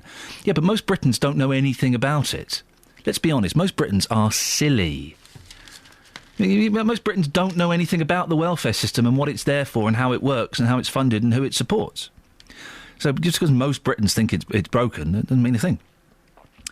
It must be replaced with tough measures to end the something-for-nothing life enjoyed by many. Many? Many? According to a substantial majority of those taking part in the poll. So again, it's the public. OK. And a key change will be a crackdown on migrants, with newcomers made to wait a year before they can claim any handouts. Campaigners and MPs welcome the research conducted by Channel 5 ahead of a live TV debate tonight on the explosive issue. Just to point out, Channel 5 is owned by Richard Desmond. Daily Express is owned by anybody, Richard Desmond, just so you know. Tory MP Philip Davies said the findings prove that Britain is fed up with being ripped off and that a complete revamp is needed to make work pay. 08459 455 555 and the front page of The Sun, it's Kelly Brook in her pants. Right, it's 7:29, let's get the travel news. Travel news for beds, cards and bugs. BBC Three Counties Radio. On the M25 anti-clockwise, things are slow between junction 21A for St Albans and 20 for Kings Langley. Also really struggling between 17 for Maple Cross and 16 for the M40. Looking on speed sensors, the M1 London bound, slow going between 11 for Dunstable and 10 for Luton. And also on the speed sensors, A1M southbound, really looking slow between junction 9 for Letchworth and 7 for Stevenage. Public transport has no reported problems. I'm Alice Glossop, BBC Three Counties Radio. Hey up, Chuck! Across beds, hearts and bugs. This is BBC Three Counties Radio.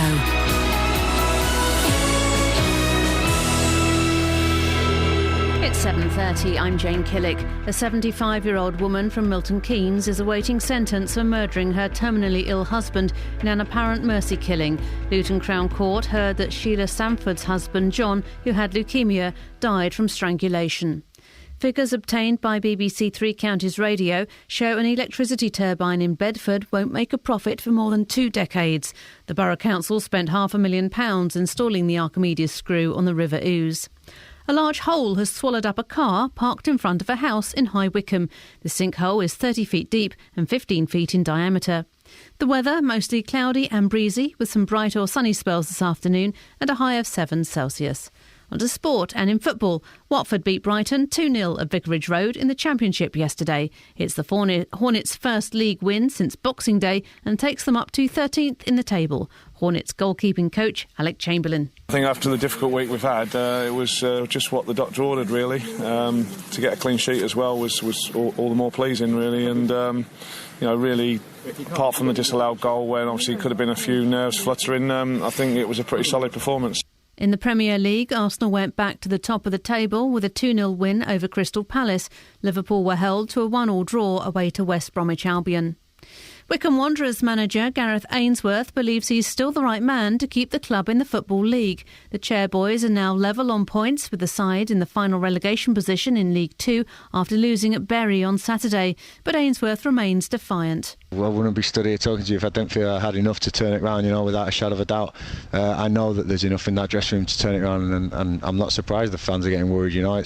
They've got every right to, because we haven't been good enough. But I'm in charge to put that right, and I'll be doing that next week against Accrington. In tennis, Great Britain are into the Davis Cup quarter-finals for the first time since 1986. The Wimbledon champion Andy Murray beat Sam Querrey to secure the winning point against the USA in San Diego. Britain's reward is another away tie, this time against Italy, who are likely to choose clay for the clash in early April. And in Rugby's Championship, Bedford lost to Leeds 50-6 at Headingley yesterday. BBC Three Counties News and Sport. I'll be back with a full bulletin at 8. Call 08459 455 555. BBC Three Counties Radio.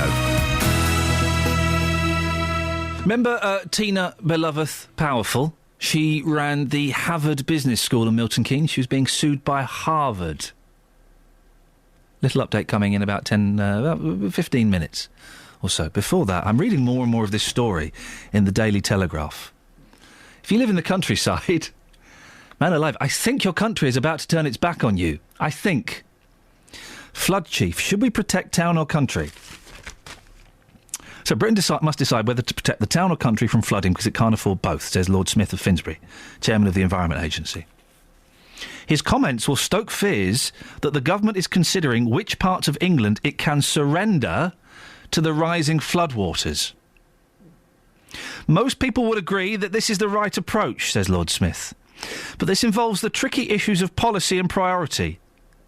Town or country, front rooms or farmland. Flood defences, we'll read one more bit and then we'll take some calls. 08459 455 555. I'm intrigued by this. Flood defences cost money.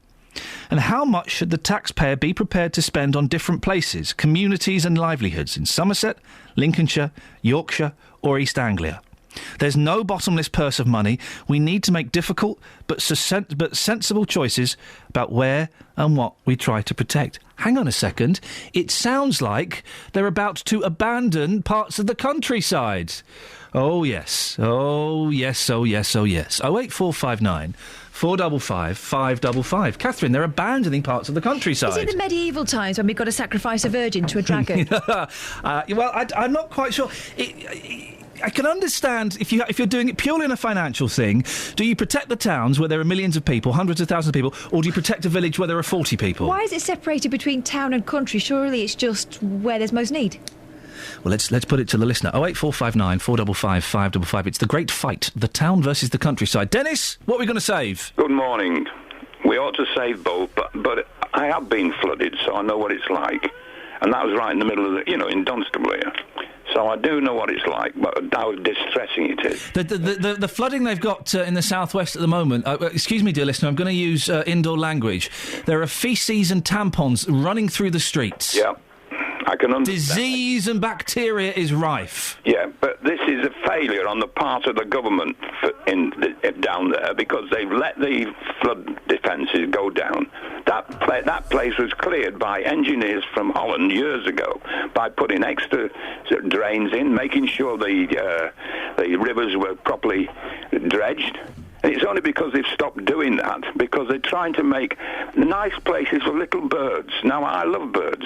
I love all sorts of animals. But nevertheless, they've got to learn to live with us, for God's sake. This is the government getting out of things by making a cock up of it and then not doing anything about it. Are you cutting the cheese? No, I'm not. You're not squeaking one out? No. What I was doing was getting a measure out to measure something. Dennis, stay there. Mary, what do you think we should save, the town or the country? Well, that sounds like a political soundbite, doesn't it? Our farmland. If we have no farmland, what do the townies eat? I was on television. I'm sorry, this is very echoey. On television yesterday was a farmer with farmer with the water coming up to his barns with the cows are wintered. Yeah. When the flood water goes down, as you say, there's all this horrible pollution and everything else in it. His winter wheat, the land he was going to put his summer crops in, is useless for months. Yeah. This affects everybody. We can import the food from Europe. We import most of our food anyway. We import meat from New Zealand. We import corn from France. We import all kinds of things. We can survive without those. No. I think the government is perhaps...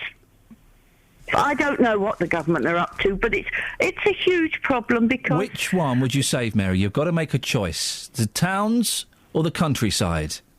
A bit of both. You can't have a bit of both. You cannot sit on that country style. Sit on that country style with my feet just dangling in the water. Well then, Mary, you're flooded. Thank you. Please remember to close the gates after you. The country code. 08459 455 5. A couple of really interesting things. Well, we've got lots to talk about this morning, actually. I think we've wasted, Catherine, a week's worth of... We've got the town and country debate. We've also got the thing on Facebook about would you hug a crying child? And we're talking about should men have plastic surgery? Yeah. We've Well, I'm thinking we do this today and then we can slope off early tomorrow and the day after. Sounds like a plan. We are talking about plastic surgery. Justin Dealey. Justin, you're a vain man, aren't you? Kind of, yeah. Yeah. Bit like you. Well, no. Whoa. Hey, calm down. Would you get plastic surgery done? Not at this moment in time, no. But certainly in the future, I would probably give it consideration because, you know, we all want to look younger, don't we? And I think that's why more and more people are having cosmetic surgery. For men, in the year 2013, cosmetic procedures up by 16%. So clearly lots of men thinking, I want to look younger. You gave me a task earlier on. Boss. You said go and speak to men and find out would they want any form of cosmetic surgery, and if so, what would they have? I've done that for you. It's prompted some pretty angry responses. Here's what happened. Jason, we're talking about cosmetic surgery for men this morning. Would you consider having any cosmetic surgery? No. Tell me why. Because it's ridiculous. Why would anyone want to do that to themselves? To make themselves look better. No, they don't. No one looks better after plastic surgery. What a ridiculous notion. You're getting quite angry about this. Yeah, I know. It's a stupid subject. I don't like it. No. If your best friend came to you and he said, Jason, let's go for a lager, and he said, I want to get my eyes done, what would you say? I'd say you're an idiot, and clearly you've been drinking before we came out. What if he said, my chest is slightly flabby, I'm putting that in a friendly way, I want to get my chest dealt with? What would you say then? I'd say, well, you better get on the treadmill then.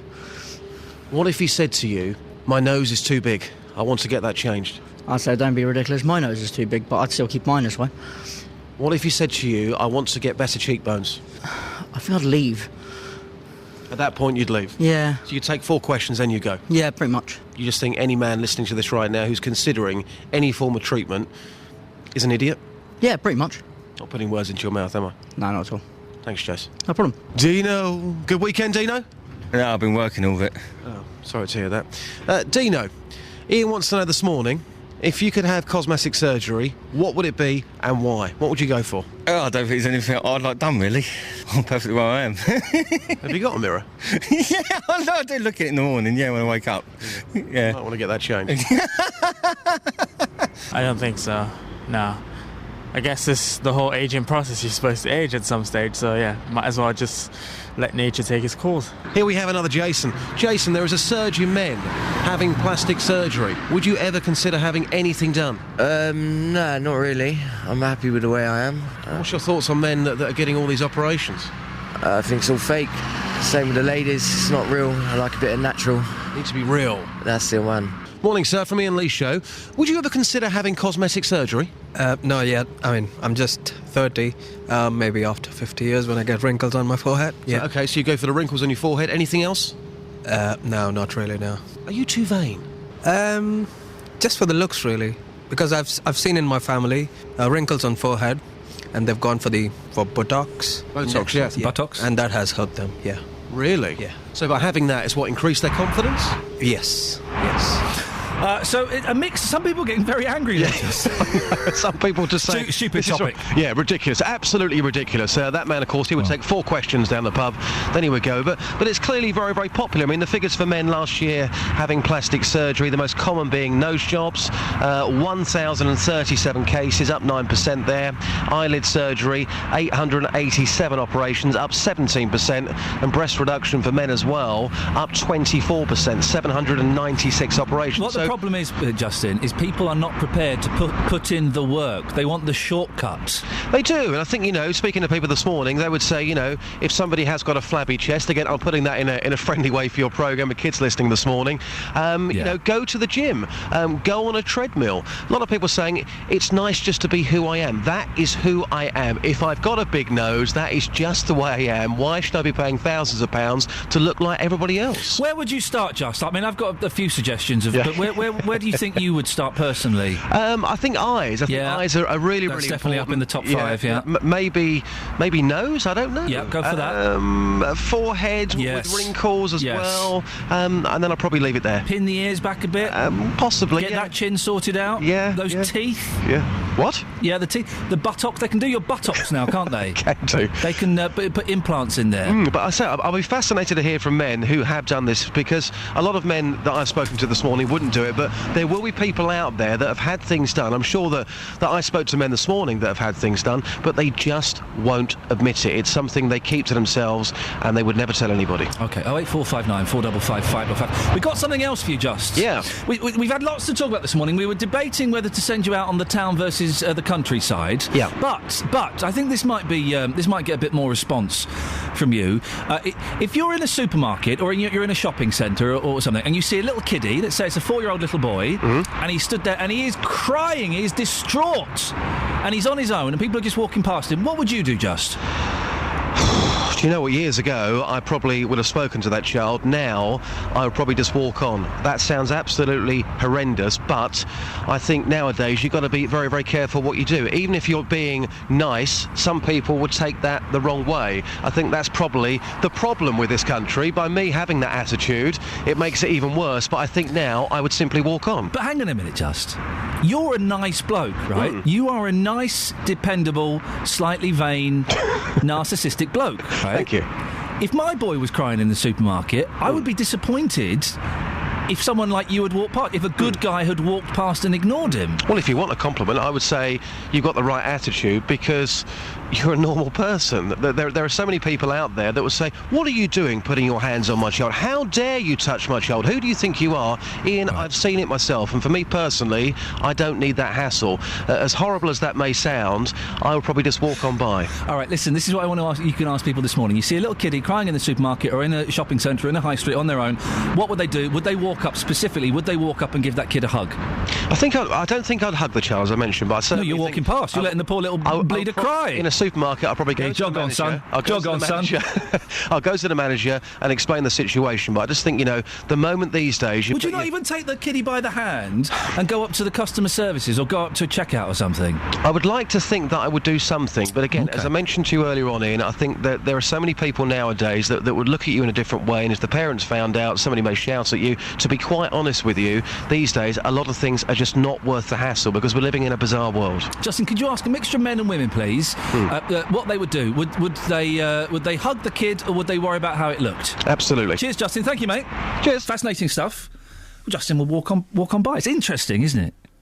Maybe it's because he's not a dad. I don't think I would have done that as a dad before I was a dad. Maybe it's because he's not a dad, and it's slightly different for me as a dad because I know how you can touch kids, I know what is an appropriate hug with kids and things like that, and I know how to comfort children. I also would hope that people would not walk past my children crying in the street and not care. It's like, because Justin's one of the good guys. I would be so happy if someone like Justin, came up with my little boy and said, is this your kid? I just found him crying. And I'd be disappointed if he walked past. It's interesting you said that. If good people don't act, it kind of leaves them to the weirdos, doesn't it? All it takes is for one good man to sit there playing Xbox for the bad guys to win. Something like that, isn't it? Something. 08459 455 555. Travel news for beds, cards and bugs. BBC Three Counties Radio. The M40 northbound, very slow from the Denham roundabout to the M25. And on the M25 itself, anti-clockwise is queuing between junction 21A for St Albans and 16 for the M40. On the speed sensors, the A1M southbound much slower than usual today, really struggling between junction 9 for Letchworth and 7 for Stevenage. Public transport has no reported problems. I'm Alice Glossop, BBC Three Counties Radio. Thank you, Alice. 7:46, Monday the 3rd of February. I'm Iain Lee. These are your headlines on BBC Three Counties Radio. A woman from Milton Keynes is to be sentenced for killing her terminally ill husband. It could take more than 2 decades for a water turbine in Bedford to break even. In football, Watford beat Brighton 2-0 in the Championship. 08459 455 555. Coming up, a little update on Tina Beloveth Powerful. Who's she? Well, you'll find out after the weather with Elizabeth Rizzini. Beds, Hearts and Bucks weather. BBC Three Counties Radio. Hello, very good morning to you. Today is going to stay dry, not so tonight. We've got some outbreaks of light patchy rain that will head in from the west, but today dry. There'll be variable amounts of cloud around at times, some spells of brightness, some sunshine and a fairly blustery southerly to southeasterly wind, just taking the edge off the temperatures at times too. Highs today of up to 7 or 8 degrees, that's 46 in Fahrenheit across the three counties. So the rain spreading into western areas of Buckinghamshire first. It'll reach eastern areas of Hertfordshire, I think, by the end of tonight's rush hour, and then gradually push its way out eastwards. Just mostly light patchy rain, perhaps the odd heavier burst at times, staying quite windy throughout. And then as we head into the early hours of tomorrow morning, it's going to feel quite chilly. Temperatures locally down to 2 or 3 degrees Celsius. The wind falling out, perhaps a touch of frost, even some icy patches into tomorrow morning. So a chilly start to the day tomorrow. A few showers around at times, otherwise mostly dry. Some spells of sunshine, but it's going to turn very wet and very windy on Tuesday night into Wednesday. That's the forecast. If you've got a problem with a company, a council or an organisation... Get this roofing company round, see if they can fix the problem, and I'll pay the bill. He said, yeah, I did say that. The JVS show fights for your rights. This conversation went round and round and round. And tackles your consumer problems. So, Roy, the question is, has he paid the bill? Yes, and he was standing there and he handed me an envelope. So I just opened the envelope and I looked inside of it. There's a cheque for £120 and that's it. If you need our help, email jvsshow@bbc.co.uk. Are you happy? Yes, I'm quite happy. I will give him my fanfare, my horn, and any other problems, Roy, you know where I am. The JVS Show, weekdays from 9, BBC Three Counties Radio. Facebook.com/BBC3CR. We're asking, you see a child upset in the supermarket, in the high street, in the shopping centre, what do you do? Do you go and give them a hug? I would. Go and give them a hug. You're right. Let's go and try and find your mummy, shall we? I would take them by the hand. If I had to carry them, I'd carry them. If they were so distraught that they couldn't move, I would carry them if I had to. You're frowning at that. I wouldn't want to be seen carrying off a screaming child that wasn't mine. I've had that. Do you know what? I felt bad when my boy had a tantrum once, like a massive tantrum, and I'm carrying him down the street. I'm holding him against my body, and he's kicking and screaming, saying, "Let me go!" kicking me really hard, and I had to walk past people. And I felt awful doing that. Actually, I wouldn't do it if they're having a bit of a tantrum. If they were in tears, just in tears. If they were throwing a proper tantrum, I wouldn't do that. If they were so distraught that they'd gone a bit... Yeah. Because that can happen too. Yeah. But, it's a dodgy one, isn't it? It's a tough one. What would you do? Facebook.com/BBC3CR. April says, hug them, but then I'm a mum and will most likely have my little boy with me. I'll get other adults to join in, though. Plenty of witnesses and all that. Darren says, what you should do is report the lost child to customer services and a call-out will be made for a lost child. I might work at a supermarket. I might. Carol says, Instinct would ask them, have you lost mummy, in earshot of other customers, and then ask her, let's go and find her and take her to the supervisor to put out a message, by which time one normally sees frantic mum coming round the corner and they're reunited. Wouldn't hug, would just put my hand out and talk to them. Marie says, as an Italian, I find there is something wrong in this country as far as relationships with children are concerned. What the hell is wrong with giving a child a hug? I would hug the child, trying to calm him or her down. Benjamin says, to be honest, I'm a kind and helpful man, so it would be in my nature to help a lost child, but there would be a small doubt in my mind that I don't want the parents of the child or anybody thinking I'm a paedophile. Well, I know I'm not a paedophile, so I'd be quite confident with that, because I know I'm all right. What have you done to your hair, Kelly? What have you done to your hair? I just took my headphones off and it went a bit messy. Nice one. Now, do you remember this lady? Before I read the next thing from Navrita... Yes. Do you want to come out and tell the truth? Which truth? That she isn't a governor. She is. I have documents that says that we have had a lot to do in common. So I am here to authenticate that with a lot of written evidences. So that it's not just somebody, when things are going all right for somebody and another person wants to wriggle out and say, hey, I'm no longer part of it. I'm no longer, because Harvard America is now suing Tina, or suing Harvard United Kingdom, everyone is now wriggling out and saying, hey, I'm no longer part and parcel of it. But I have authentic written evidences, not just from Navrita Atwal. And she came to my house too. Yeah, we're talking. Yes, so that it's not just you put me in the air to say, hey, you gave false, this, you gave false that, you gave false that. There's no false information because I have written evidences to show that at the point that we went to Mark Lancaster, our MP, that Navrita came to my house, Tina, I have written evidences. Tina, stop shouting, calm down. I'm not shouting. You are shouting a little bit. Okay. What written evidence? I'm just making my point I know clear. you are. You don't need to make it so loudly. Yes. What written evidence have you got from Navrita that she was a governor of the Agape Love Stop Youth Not a question of she is a governor, like, when one or two people come together to say, yes, we are interested in this, That doesn't make you a governor. What do you call the person? She is, You don't call her a governor. You call her an interested party. She's an so call it any way. But the letter from Mark Lancaster said that she was a governor. Which letter? Because you told... We spoke to Navrita. Yes. She says she's never had any connection with any of your organisations. That's brilliant. But she will now, where she has even her own signature. And it goes on, and it goes on, and it goes on. It was a full 26, 27 minutes, I think, the interview. That was Tina Beloved Powerful, the owner of the Harvard Business School in Milton Keynes, speaking to me last year. Well, the school is at the centre of a trademark infringement court case with the American university, Harvard. But an investigation by this programme found the courses she offered didn't have the right accreditation, and Mrs. Beloved Powerful was being investigated by Milton Keynes Trading Standards and Thames Valley Police. Well, I know lots of you have been fascinated by this story. Our Milton Keynes reporter Craig Lewis has news of there's things are happening, Craig. What's the latest? Well, this is the latest twist in the Harvard versus Harvard saga, and that's actually where this whole thing started. Yeah. Harvard versus Harvard, way before that rather amazing interview we just heard a little bit of there.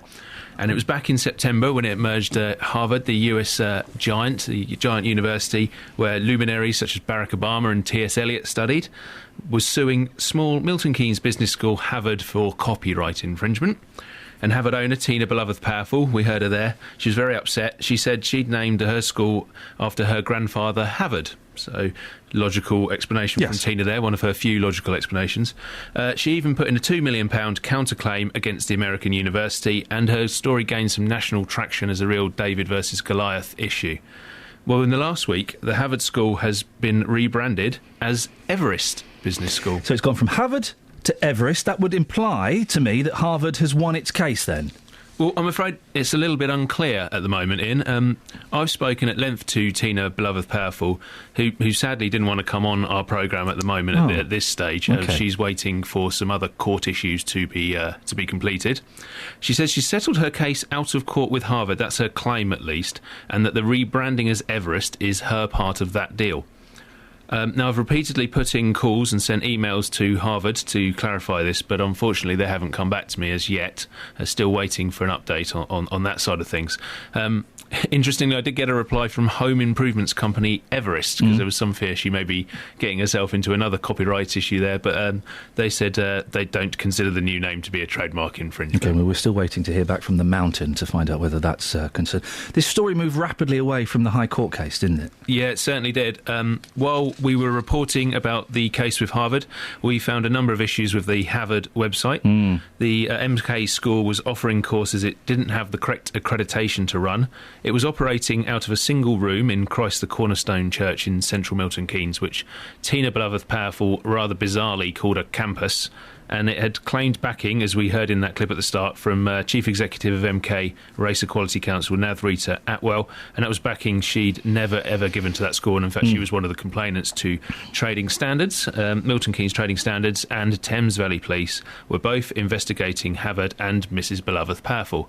And unfortunately, at the moment, my sort of investigations have reached a bit of a blank on that front as well. Mrs Beloved Powerful denied all the allegations, and we've seen this rebranding as Everest. All the references to the course she wasn't allowed to run have been removed, and there's no mention of that campus at Christ the Cornerstone Church. So the investigations against her, what's going on with those? Yeah, well, as I said, not very much, it would seem. I've spoken in the last week to Thames Valley Police. They told me they're no longer running an active investigation into Havard or Mrs Beloved Powerful, but I was told the case has been passed on to Action Fraud, and that's the UK's fraud and internet crime famously slow Action Fraud, aren't they?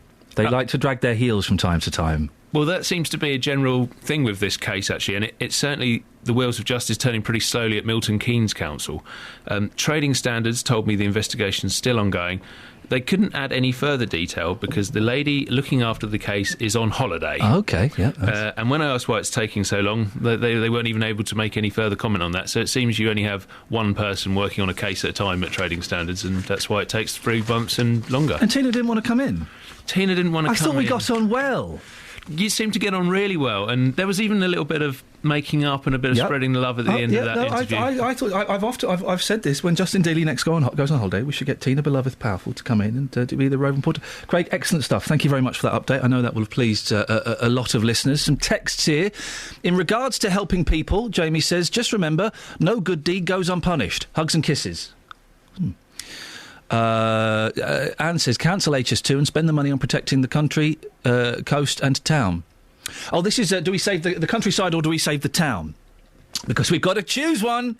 We've got to pick one, guys. We can't have them both. This is coming from the government. This isn't coming from me. This is coming from the government. We have to pick one or t'other. Which one is it going to be? There's no question to the answer, country or town. It's country every time.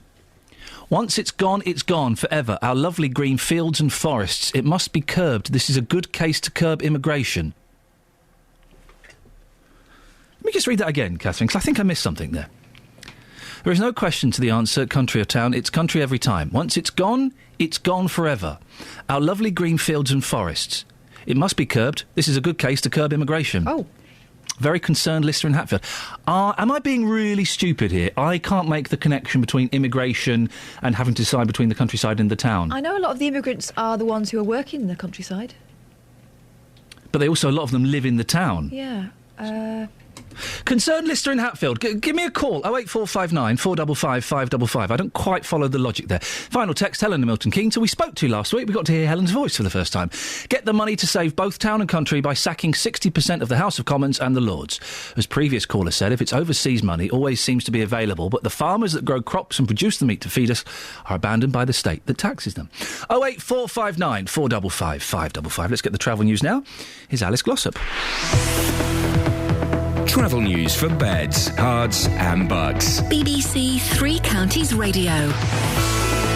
On the M25 anti-clockwise, there are queues between junction 21A for St Albans and 16 for the M40.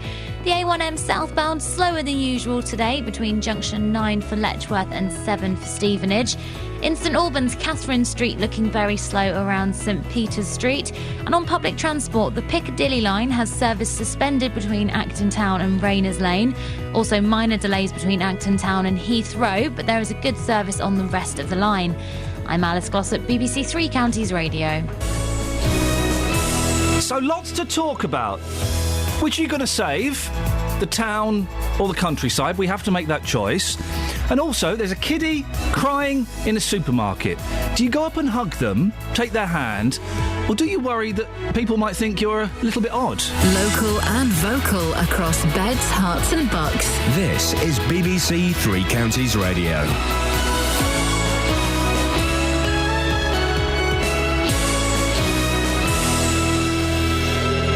It's It's 8 o'clock. I'm Jane Killick. The headlines. Milton Keynes woman will be sentenced over an apparent mercy killing. Labour Party steps in to investigate membership packing in Luton, and 30-foot hole appears outside a house in Buckinghamshire. BBC Three Counties Radio. A 75-year-old woman from Milton Keynes is awaiting sentence for murdering her terminally ill husband in an apparent mercy killing. Luton Crown Court heard that Sheila Sanford's husband, John, who had leukemia, died from strangulation. The former Chief Constable of Thames Valley Police, Peter Neroyd, says the judge might not send her to jail despite the mandatory life sentence for murder. The circumstances are you start from a life sentence, but then the issue comes as to what the tariff is. There's a very clear provisions within legislation to allow a judge to use the mitigating factors of what's commonly called a mercy killing and drop the sentence very significantly. The Labour Party is beginning an investigation into allegations some members in Luton wards manipulated the membership of the party. The investigation into so-called membership packing is being conducted at the highest level of the National Party. Here's our political reporter, Paul Scoynes. It's claimed some individuals filled the party's branches with friends and relatives, not always with their knowledge, who will vote for the preferred candidates in selection panels for local elections. Whilst the allegations were denied last week, we now know that National Party's General Secretary Iain McNicol has begun an investigation into the claims. Another sitting councillor lost her nomination in the Dallow ward yesterday amid further claims of membership packing. The man whose fall from a bridge over the M1 in Hertfordshire led to the death of a Good Samaritan who stopped to help was suffering from depression, according to his family. 67-year-old Alan Trethaway from Watford fell from the parapet on Bucknall's Lane Bridge on the northbound carriageway between junctions 5 and 6 on Thursday morning. 71-year-old Spencer Bell stopped his car to help and was killed when he was struck by another vehicle. Figures obtained by BBC Three Counties Radio show an electricity turbine in Bedford won't make a profit for more than 2 decades. The Borough Council spent £500,000 installing the Archimedes screw on the River Ouse. Marine engineer from Sharnbrook, Michael Collis, says there's better places along the river which would have produced more power. Well, it's quite reliable if the water flow is continuous.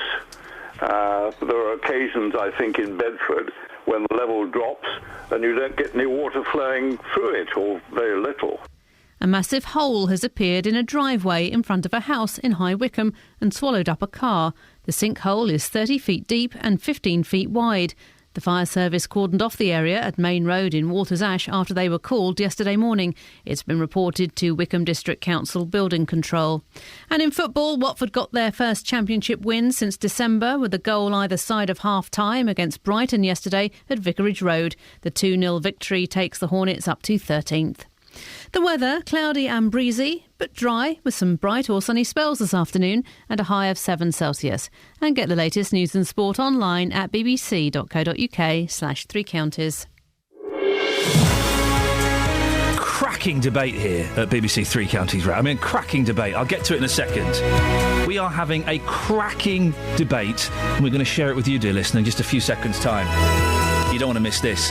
Coming up in the last hour of the show, lots to talk about, including incredibly sad story. A 75-year-old Milton Keynes woman could spend what's left of her life in jail after killing her terminally ill husband.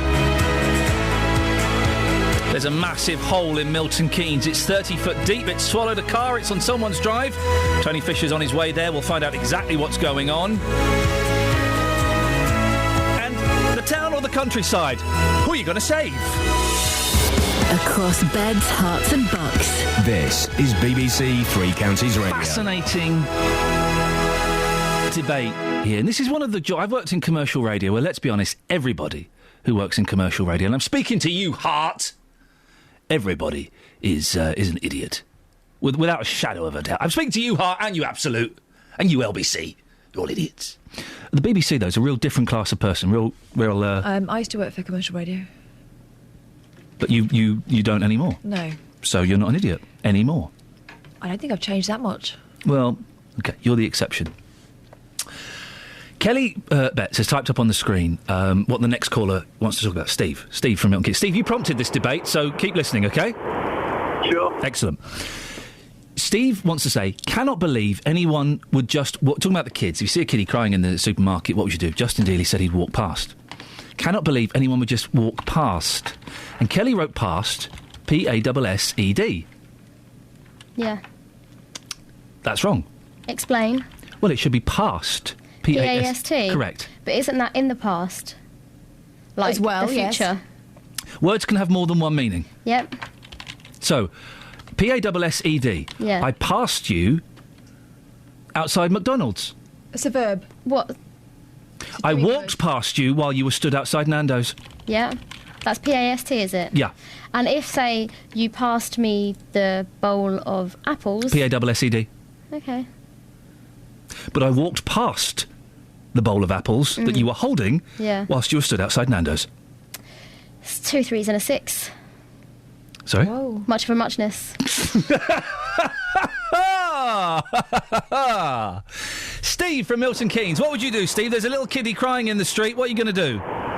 Hi, Ian. I was actually faced with this situation about 2 years ago in Stony Stratford on the High Street. Okay. So I was walking up.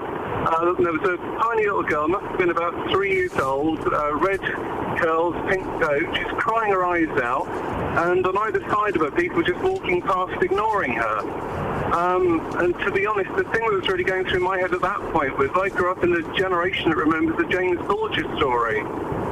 So I knelt down beside the little girl, asked her what was the matter, and she told me that her mummy, she couldn't find her mummy.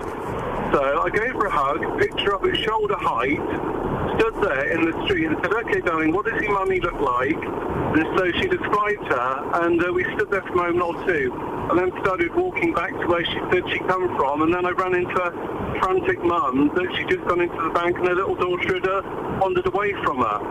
So I reunited the little girl with her mummy, and she was very grateful. And the mum was OK when she saw us. How old are you, Steve? I'm in my early 40s. OK, I'm all right. the same age as you. OK, right, OK. So we're of a certain age, and the mum was OK with a bloke in his 40s holding her little girl.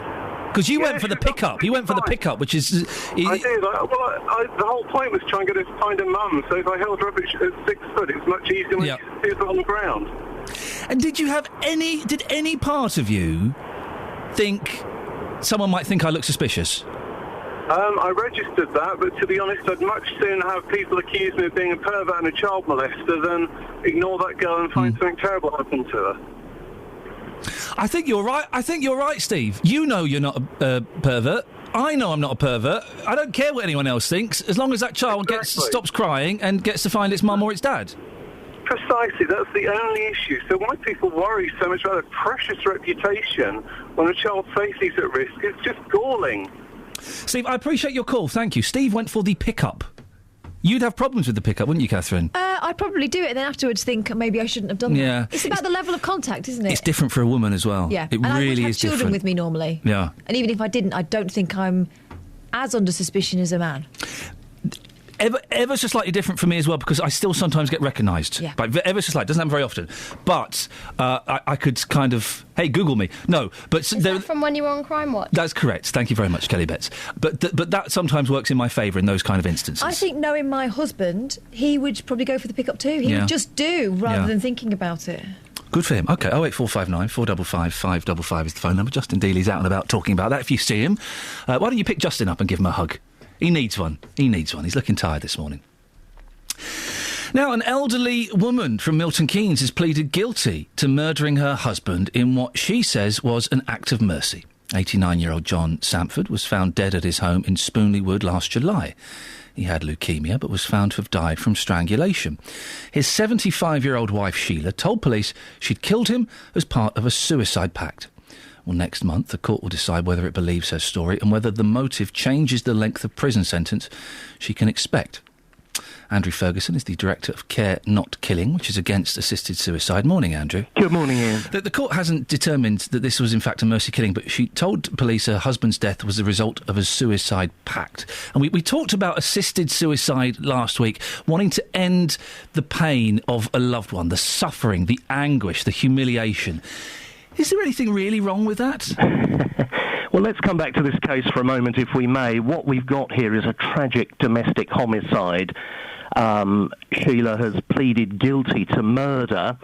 And it's interesting, I think, that she's been on remand ever since this came to light last July, and she remains in prison while the delay happens before this next stage of the hearing. So she's pleaded guilty to a charge of murder. And in law, whatever may have motivated her isn't directly relevant to the charge.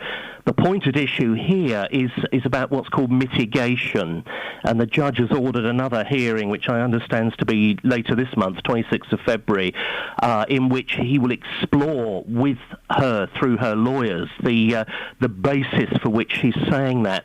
The big problem, of course, is that we've got no way of knowing what the truth is, and this is one of the huge arguments against changing the law on assisted suicide and euthanasia. We've got no way of knowing what the situation was, precisely because the victim, her husband, is dead, and that's a huge issue.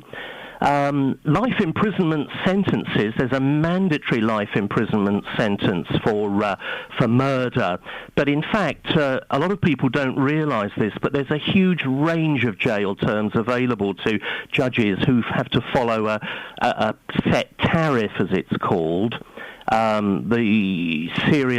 Somebody who kills a policeman, the killers of Lee Rigby, are getting sentences in the 20 to 30 year range, but in fact for crimes where the judge might conclude that it genuinely was a misguided attempt at mercy, then the sentences can be much shorter.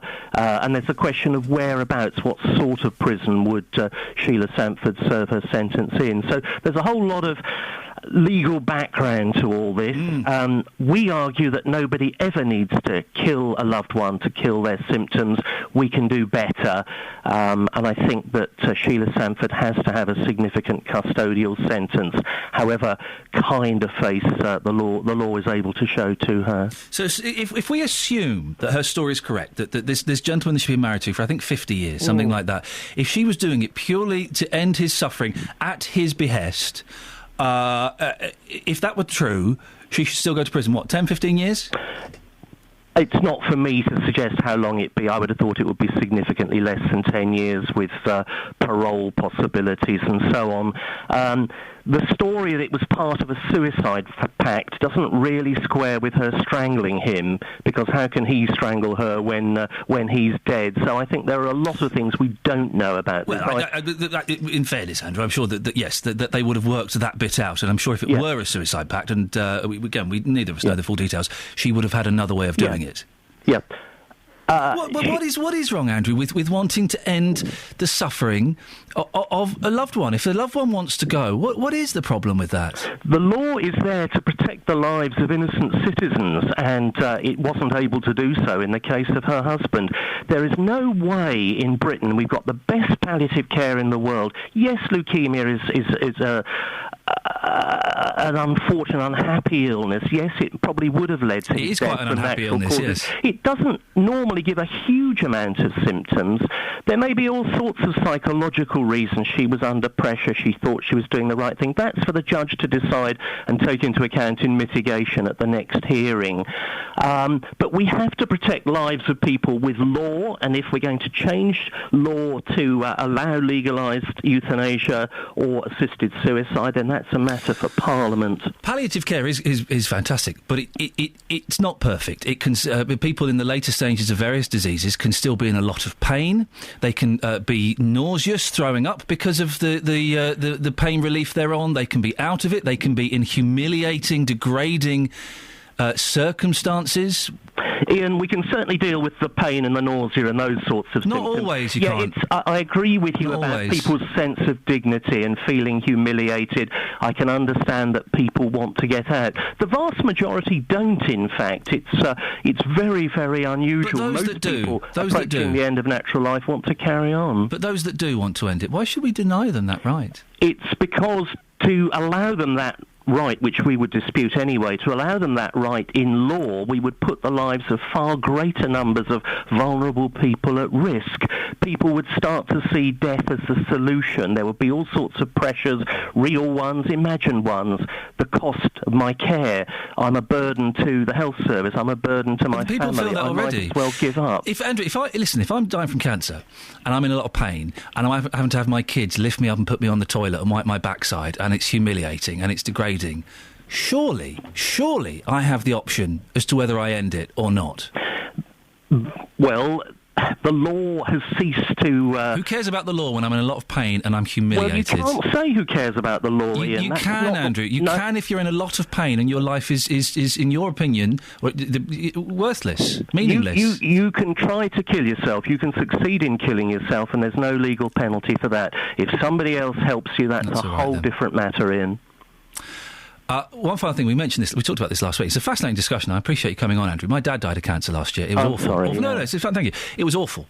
If at any point he'd have looked at me and said, Ian, can you get that pillow? And I would have done it. I would have done it. I would have done it because I loved him, and I did not want... If he did not want to suffer like that, I'd have done it.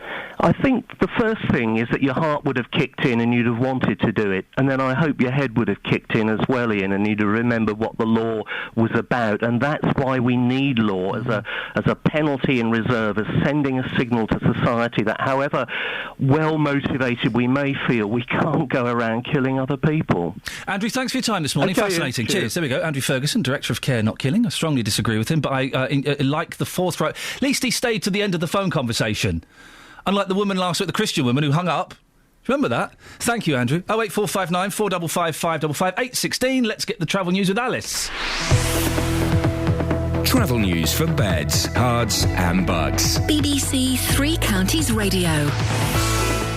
Starting by looking on the speed sensors, in Hertford things are looking very slow. The A414 westbound really struggling from the A10 through the centre of town. And the A5 southbound also heavy going between Dunstable and Markyate. The M1 London bound slow going between 11 for Dunstable Road and 9 for Redbourne.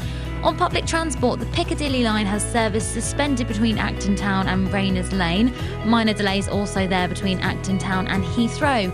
I'm Alice Glossop, BBC Three Counties Radio. Thank you very much.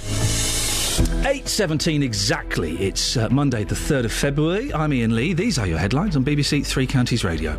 A woman from Milton Keynes is to be sentenced for killing her terminally ill husband.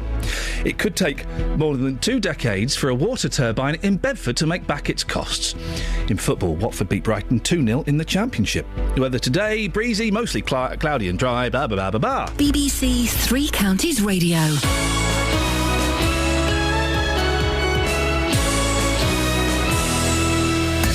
Roberto Perroni. We'll talk about your partner's annoying habits. This after a woman filed for divorce after just 1 week. I know I snore and I snore badly, but I can't help it. Roberto Perroni. It's Friday. Why am I even bothering to go to work today? You've got to. You never know when a dope board suddenly appears in front of you and you've got to dive in. You need a lot of love, a bit of patience to keep a relationship going. Sometimes you have to turn a blind eye. Roberto Perroni. Weekdays from 3 on BBC Three Counties Radio. Jonathan Vernon-Smith. Here we are. Looking refreshed. Good morning. Healthy. Thank you. Alive. Oh. You're alive. I am. Last Nice time I weekend? looked very nice, Good. thank you. Yes, you? It was fine. Working, but good working. Oh, yes. Enjoyable working. Good. I took myself to the pictures as well. Did you? To see a movie on my own.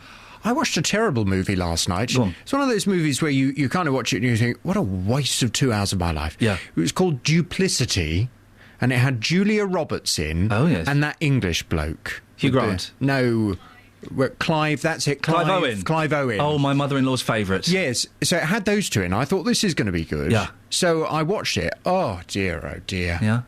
What a load of old rubbish. Do you find it hard to bail out of a film, though? If you've invested 45 minutes an hour, you kind of think, I might as well stay to the end. I just hadn't got a clue what was going on. Yeah.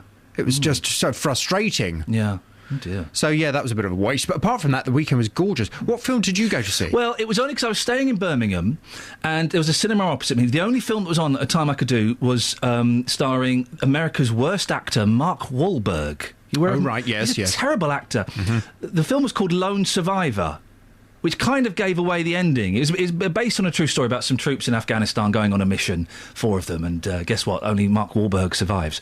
And it was exciting in the sense of people jumping off mountains and firing guns. It was moving because at the end they showed the pictures of the real people that had died, but it left me feeling a little empty. Oh. Left me feeling a little empty.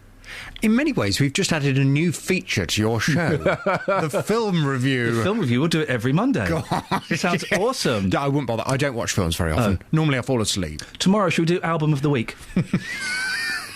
What's on your show this morning? Well, coming up on this morning's Big Phone In at 9. Have you heard about these speed cameras that are designed to catch drivers doing any more than 70 miles per hour? No. They're to be installed all over our motorways for the first time. The so-called stealth cameras, which are often grey rather than bright yellow. They'll be placed on some stretches of the M1 and the M25. A recent poll in a motoring magazine showed that nearly 95% of drivers admit to breaking the 70 mile per hour speed limit. Yes. Naughty. But would it be a good or bad idea to introduce a zero-tolerance approach to the 70-mile-an-hour limit? These cameras, they're not the same as the gantry cameras that we have at the moment, that some people might have noticed are set higher than 70 miles an hour. These are cameras that will enforce the 70 limit. If you are doing any more than 70, it's going to catch you. Oh, dear. It will flash. It will go off. Yes. But is it a good idea? From 9 this morning, I want your views on this. Would you welcome 70-mile-per-hour speed cameras on the motorway? 08459 455 555. Call 08459 455 555. BBC Three Counties Radio. 08459 455 555 is the telephone number. Some of your Facebook comments. You see a kiddie in the streets, in the supermarket, in a shopping centre. They're in tears. What do you do? Do you give them a hug? Do you hold their hand? Or do you worry about how it would look? We've already spoken to a couple of people, Justin Dealey being one of them, who would walk on by. Jenny says, I would crouch down and talk to them, but not touch them unless they came to me first. Myra Hindley was a woman. And I'm not sure it makes you any less open to misinterpretation of your attention, unless perhaps you have small children of your own with you. I would then ask another person to fetch a security guard or centre worker, rather than walk off with the child myself. Yes, Myra Hindley was a woman. I believe we have the results back, and that's conclusive. Yeah, for sure. But I think women are viewed in society as... It's always more shocking. Doesn't happen so often. Is that better? It's always more shocking when a woman is outed as a paedophile or a mother has mistreated her children. It always feels, rightly or wrongly, more shocking than when a bloke does it. Kind of bloke does it, oh, that's disgusting. A woman does it, oh my God, how could a woman do that? She's got a womb, she's supposed to be motherly. This is all true, and yet none of this went to my head if I saw a child crying in the street. No. Your first instinct was to make them safe, surely? Yeah. Not, hang on a minute, people might think you just get in there, don't you? Lena says, Steve says, I would get someone else involved as well as myself. It's unlikely two people with sinister intentions would come across a lost child in a store. Well, hang on a second. Hang on a second, Steve. I don't want to name examples, but Hindley and Brady, Jamie Bolger, I think we can name examples. I would ask them to help me take the child to customer services, or if it was on the high street, into a shop. Lynn says, you stay with the child and send another adult for help. That way no one walks away with a small child who's upset. Yeah. And Sherry says, that's the problem in this day and age. I'd be afraid to hug somebody else's child as it could be misinterpreted. I say, ask someone to go for help or go yourself and ask someone to stay with the child. You can always tell the child it's going to be okay. This is the problem, right? When we go to Greece... the attitude towards kids is completely different. When we were pushing when the eldest was a baby, we had boys in their 20s, 20, 21, would come up to us, speak to me in Greek, realise they didn't understand it, they'd speak to my wife, and what they were saying was, you've got a gorgeous child. What a beautiful child. Isn't that fair? These are boys saying this. The whole culture over there is completely different. Kids, when we were in Italy... And my wife and I thought this was a bit weird, and we talked about it afterwards, and we were actually very relaxed with it. We're in Italy. This old couple came up to us. Can we hold your baby? We gave them the baby. And they walk off down the street showing the baby to all of their friends. Have a look at the baby, look at the baby. Look at this. Is it because children are more integrated in everyday life out there? It's the same in Spain when we go out there. But then it's not unusual to go out to a restaurant in the evening and there'll be children sitting there. They're just more used to children. There's something wonderful in Italy. This old couple walked off with our son, and the guy's showing him to all their mates. Look at this baby! Gorgeous! 08459 455 555. Figures obtained by BBC Three Counties Radio show that an electricity turbine in Bedford won't make a profit for more than 2 decades. The Borough Council spent £500,000 installing the Archimedes screw on the River Ouse in 2012. It claimed it would break even in 15 years' time. Well, Councillor Charles Royden is in charge of Environment at Borough Hall. What's gone wrong, Charles? You say 15 years, we say over 20. Well, it's really sad that you said that this morning, because what you've done is you've looked at the last year when the cable broke down on the embankment and we weren't able to export the electricity at all, and we've also had the driest summer for 7 years. Now, what we said is that it won't make that money in a year, it'll make it over a long period of 15 years. And over those years, we won't have cables breaking every year, and we won't have the driest summer for 7 years. How do you know there won't be more breakdowns? Well, because we've installed new cables, which... I would assume the cables were new when they were first installed, and yet it broke down a few months later. No, well, it wasn't the hydro power plant that broke down. We were exporting electricity into the grid. And as you export it into the grid, you've got cables along the embankment, which are old cables, and obviously they have... you had a month where there was no electricity because of a fault. I'm sorry, sir? No, you had a month where there was no electricity because of a fault. No, it was over a month when the cable broke. We weren't able to... So you had over a month where there was no electricity because of a fault. How do you know that won't happen again? We weren't able to export the electricity. Well, because we've now put in not just one cable, but a backup cable as well, so that when the electricity is being exported, it'll go straight into the grid. So in the next 15 years, there will be no more faults. It won't be closed down for any reason whatsoever. Well, I mean, it may be that we have some extreme circumstance... Because I bet when it was installed... But what you've got to look at, an average year when you produce an average amount of electricity, and you can't really expect that you're going to have continually extreme weather events, or that you're going to have cable failures, especially when you put in backup. So what you've done is you've taken a really poor year when we've had a breakdown, and you've projected that over 20 years. Now, we've taken the first year. This year we'll have 122,600 kilowatt hours of power. That'll produce 28,600 pounds, and even on this really, really bad year, we'll still pay it back under 20 years. So when you said that it's going to break down, it's not going to produce the finance in 20 years, that's really sad, because even on this extremely difficult year, we're still going to do that. So when do you think? When do you think then that it's going to be paid back? Not the 15 years you said. Well, no, we've always said that it would be paid back within the period that the government was giving us the money to fund it, and the government's funding this for 20 years.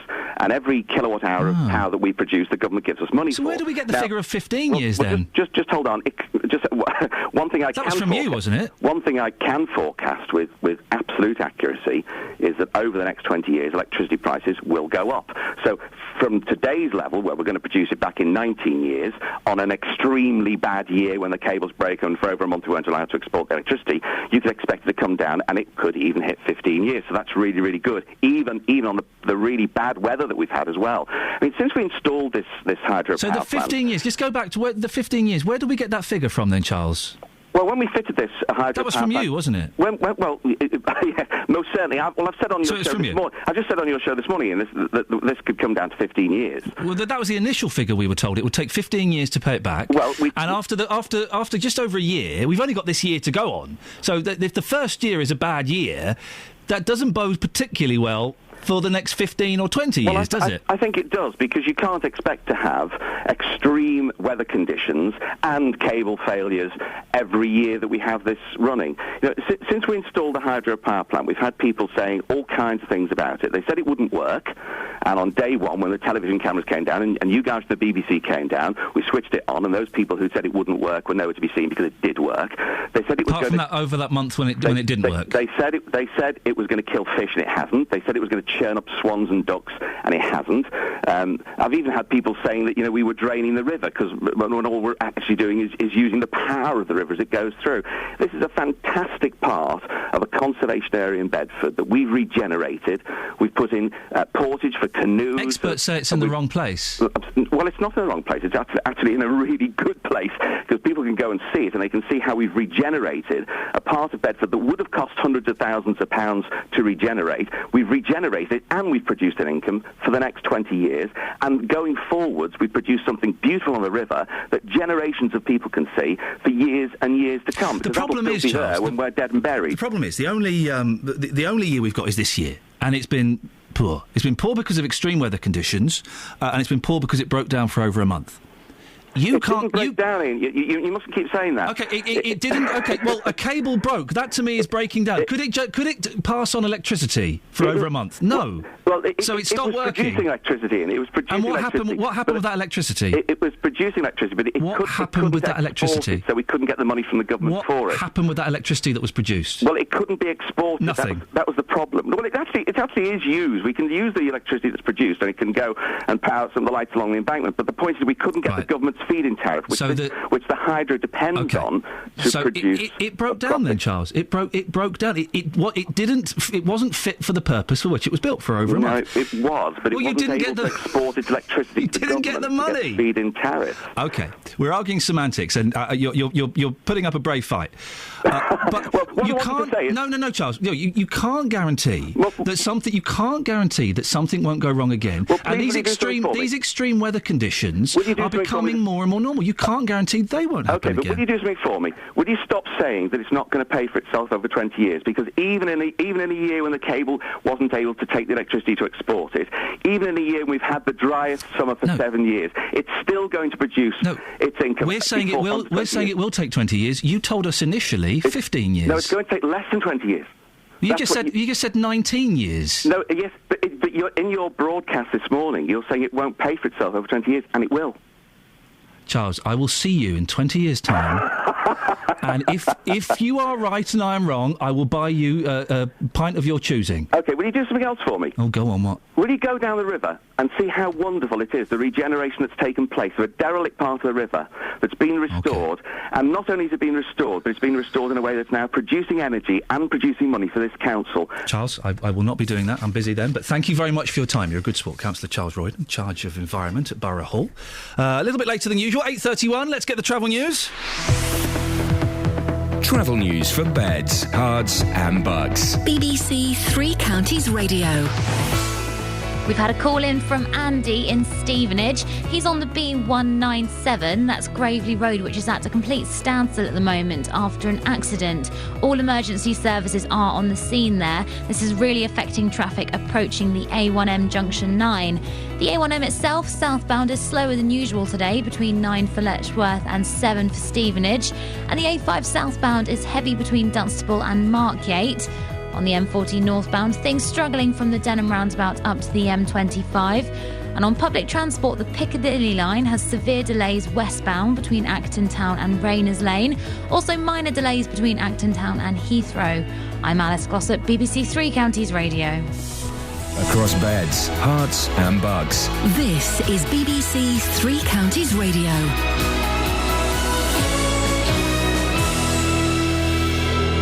It's 8:32. I'm Jane Killick. A 75-year-old woman from Milton Keynes is awaiting sentence for murdering her terminally ill husband in an apparent mercy killing.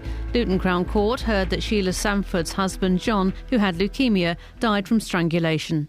Figures obtained by BBC Three Counties Radio show an electricity turbine in Bedford won't make a profit for more than 2 decades. The Borough Council spent £500,000 installing the Archimedes screw on the River Ouse. A large hole has swallowed up a car parked in front of a house in High Wycombe. The sinkhole is 30 feet deep and 15 feet in diameter. The weather, mostly cloudy and breezy, with some bright or sunny spells this afternoon and a high of 7 Celsius. On to sport, and in football, Watford beat Brighton 2-0 at Vicarage Road in the Championship yesterday. It's the Hornets' first league win since Boxing Day and takes them up to 13th in the table. Hornets goalkeeping coach Alec Chamberlain. I think after the difficult week we've had, it was just what the doctor ordered, really. To get a clean sheet as well was all the more pleasing, really. And, really, apart from the disallowed goal, where obviously could have been a few nerves fluttering, I think it was a pretty solid performance. In the Premier League, Arsenal went back to the top of the table with a 2-0 win over Crystal Palace. Liverpool were held to a 1-1 draw away to West Bromwich Albion. Wycombe Wanderers manager Gareth Ainsworth believes he's still the right man to keep the club in the Football League. The Chairboys are now level on points with the side in the final relegation position in League 2 after losing at Bury on Saturday. But Ainsworth remains defiant. Well, I wouldn't be stood here talking to you if I didn't feel I had enough to turn it round, without a shadow of a doubt. I know that there's enough in that dressing room to turn it round, and I'm not surprised the fans are getting worried, It's they've got every right to, because we haven't been good enough. But I'm in charge to put that right, and I'll be doing that next week against Accrington. In tennis, Great Britain are into the Davis Cup quarter-finals for the first time since 1986. The Wimbledon champion Andy Murray beat Sam Querrey to secure the winning point against the USA in San Diego. Britain's reward is another away tie, this time against Italy, who are likely to choose clay for the clash in early April. And in Rugby's Championship, Bedford lost to Leeds 50-6 at Headingley yesterday. BBC Three Counties News and Sport. I'll be back with a full bulletin at 9. Call 08459 455 555. BBC Three Counties Radio. 08459 455 555 is the telephone number if you want to give us a call. Lots to talk about in the last 30 minutes of the show. Do we save the town or the countryside? Yeah, one has to go. One has to go. I find that incredible. The front page of the Daily Telegraph. Flood chief. Should we protect town or country? Britain must decide whether to protect town or country from flooding because it can't afford to protect both, the chairman of the Environment Agency says today. Wow. Which would you save and why? 08459 455 555. We're also asking if you saw a little kiddie in a supermarket or in a high street and they're crying, what would you do? Would you go and give them a hug? Would you take them by the hand? Would you pick them up? Or would you walk on by worried about how you might look? I know Justin's out talking to some people. We'll speak to him before 9 o'clock and find out what they say, but you can give me a call, 08459 455 555. Now, last week, we heard from regular caller Matt in Luton. Matt's on the line now. Morning, Matt. Morning, Ian. Matt, now, last week, Margaret, your wife, who's in a care home, she's got Alzheimer's, she was very, very poorly, wasn't she? Yes. What's going on now, Matt? She's still hanging in there, Ian. Oh. The doctors came on the Tuesday last week, and he said that it'd be a matter of hours. The ambulance came to give her more oxygen later on in the night, and he said, but she's really hanging in. She's brilliant. All the girls are here now. Did your girl from Ireland make it? Claire, she's here. She's in the kitchen now listening to you. Well, that's what she was waiting for. She wanted to see Claire. I was worried when you said she was coming at the weekend that maybe... She came on the Wednesday. Oh, she came on the Wednesday, did she? She's not going back now till something happens. It's a terrible thing to say, but... No, you know, it's... We were all out. We were all day yesterday. And we were talking about. You were just talking about that lady that finished her husband off. Yeah. We were all sitting there, and we all look at each other, and we all said, "Why? Why is she suffering like this? Why?" Is she conscious at all, Matt? Well, she's in and out, Ian. She's very, very, very weak. Paul's around there now. He stayed with her last night. The girls, Claire's been staying nights. Julie and Helen have been staying nights. And we can't believe she's so strong. She's kept me so willpower, I think, she's keeping her going. Yeah. But it's a funny situation because, like, we went over to Leicester Arms yesterday for a meal, and I think to myself, I think a lot when I'm with the kids, and I think, should I be doing this? Should I be? But you've got to carry on your life. You've got to carry on, and you've got your all your kids around you, and you need to enjoy that special moment. Yes. With them. And I know what you mean, that when the person that you love is there and they're suffering, and you do think, well, why should I shouldn't be enjoying myself, I shouldn't be, but that's exactly what you should be doing, and you know that's exactly what Margaret would want you to be doing, isn't it? Yeah, but I just thought I'd mention Claire. She's been brick. She's a brick. Absolutely brilliant. Very strong. Well, Matt, there are lots of people listening to this. You've got a lot of people thinking about you and your family at the moment. We had lots of comments and tweets and Facebook and email comments, all wishing you and your family the best of luck. Yes, thank you, Ian. There's a lot of love out there for you, Matt. And I shall, when it's all sorted out, I should go back to not liking you. That's the way I prefer it, please. I don't like all this friendly stuff between me and you. Yeah. Well, I prefer you when you're a bit grumpier. Okay, Ian. Matt, listen, you take care of yourself. And, appreciate it. Love to you, Mum. Thank you very much. Take care. You. Bye. Cheers, Matt. There you go. Well, I know lots of people wanted to know what was going on there. I'm looking forward to him being a bit grumpy again, but then that means his wife will have passed on. So we shall send you lots of love, and what will be, Matt. This too shall pass. John Ross says, when I found a girl crying in Asda once, I lifted her up and carried her on my side like I do my own children. I brought her inside to the security guard, where luckily the mother spotted and collected her child. I wasn't thanked at all, and the child was scolded in front of many. Scolded, there's a good word. Regardless if I am thanked or not, my gratitude is a happy and safe child. Unfortunately, it's very easy to lose a child. It's easier to think the worst of someone. And that's what it's like when you've got kids. If you've got kids, 2 or more, well, one really, but 2 or more, and you're in a supermarket and you're pushing a trolley and you've got your eye on that one. Where's the other one? Where's your brother gone? The panic that sets in as a parent, that feeling that you go numb, that panic. But if some fella came round the corner, a big airy biker or whatever, with my boy under his arm, is this yours? Fantastic. Thank you very much. Thank you. That's what you'd have to do, isn't it? Could you walk past a kiddie? Because you're worried about how it would look? 08459 455 555. Joanna's in Dunstable. Morning, Joanna. Good morning. What have you called in about? I would just like to say you were talking about the spelling of the word pass. Oh, yes. Kelly Betts was confusing me by... She said... what was it you said, Kelly? I'd written on the screen past... somebody walked past someone, as in P-A-S-S-E-D. You said it's P-A-S-T. Yeah. Joanna has her views. Well, go on, Joanna. Well, there's three ways of spelling the word pass. To pass an apple, it's P-A-S-S. I have passed someone in the street, it's P-A-S-S-E-D.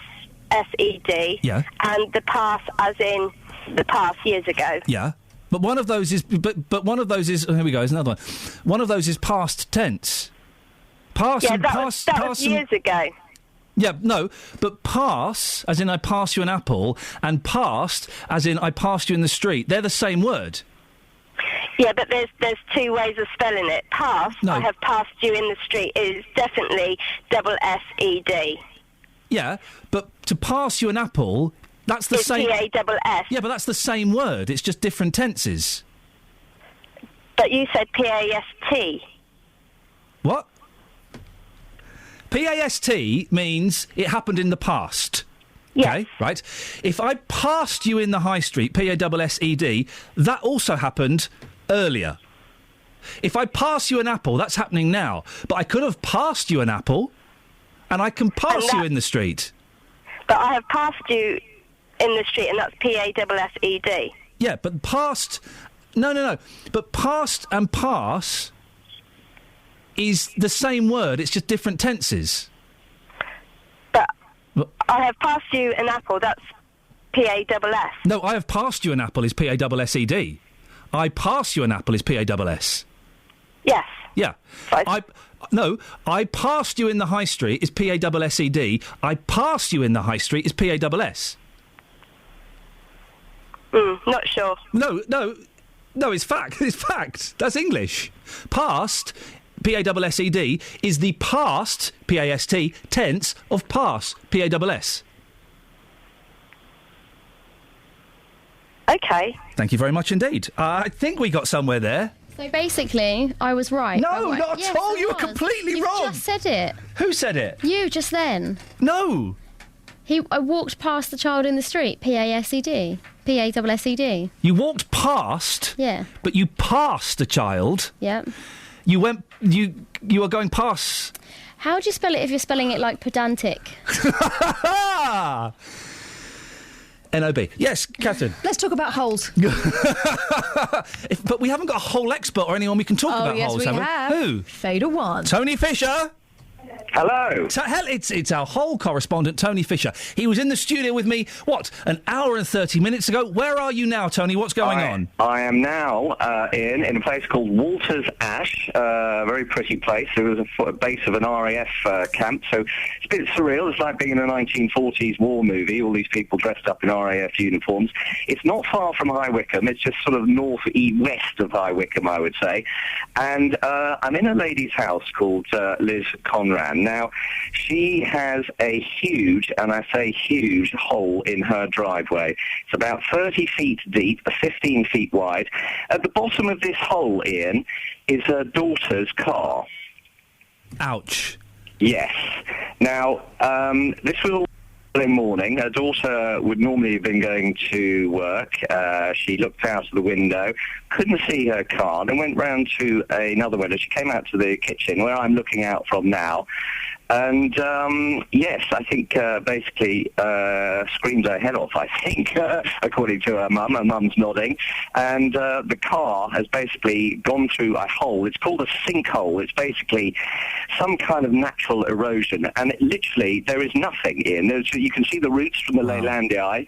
I can't see the car. The car is too far down in the ground. Really? I can't get close enough to the hole for safety reasons to see the top of the car. It is down there somewhere. Tony, it looks like a cave. Did they hear it happen? Did anyone hear it? They didn't hear it happen. They didn't hear it happen. Literally, the daughter was getting ready to go out in a Volkswagen Lupo and couldn't see the car, came round to the kitchen window where this is a bungalow, so I can't go up any higher to look down. Car disappeared down a hole. Now, they used to do some mining around this area, apparently, chalk mining, so that may be partly to do with it, but obviously a massive shock. Don't know what's going to happen, whether they should claim on the car insurance or the house insurance, who knows. But, I mean, you notice it because there's a police cordon, a police tape outside the driveway, and then luckily I saw Liz in the window, so I came through, thought it was safe, but you cannot go too close to this hole. Tony, can I have a quick... Is it Liz? Have a quick word with Liz. Thank Liz you. Conran, his mum. Here she is. Hello, Liz. Hello. You must have got this is Iain Lee, you're on Three Counties Radio. You must have got the shock of your life. We did. It was more my daughter because we were looking after my daughter when she was screaming. So we were focusing on her because she was in absolute hysterics, as you can imagine. I bet. And it didn't really dawn on us what might have happened until after, an hour or so, and all the emergency services had turned up to try and see who could help us. Liz, are you worried about the state of your house? Because if that happened on the driveway... We are worried. Yeah, we're very worried. I mean, fortunately, it seems fairly localised. Right. At the moment, but we're expecting the house insurance people to instruct some engineers and structural people to come and have a look at it today, and then we'll know more.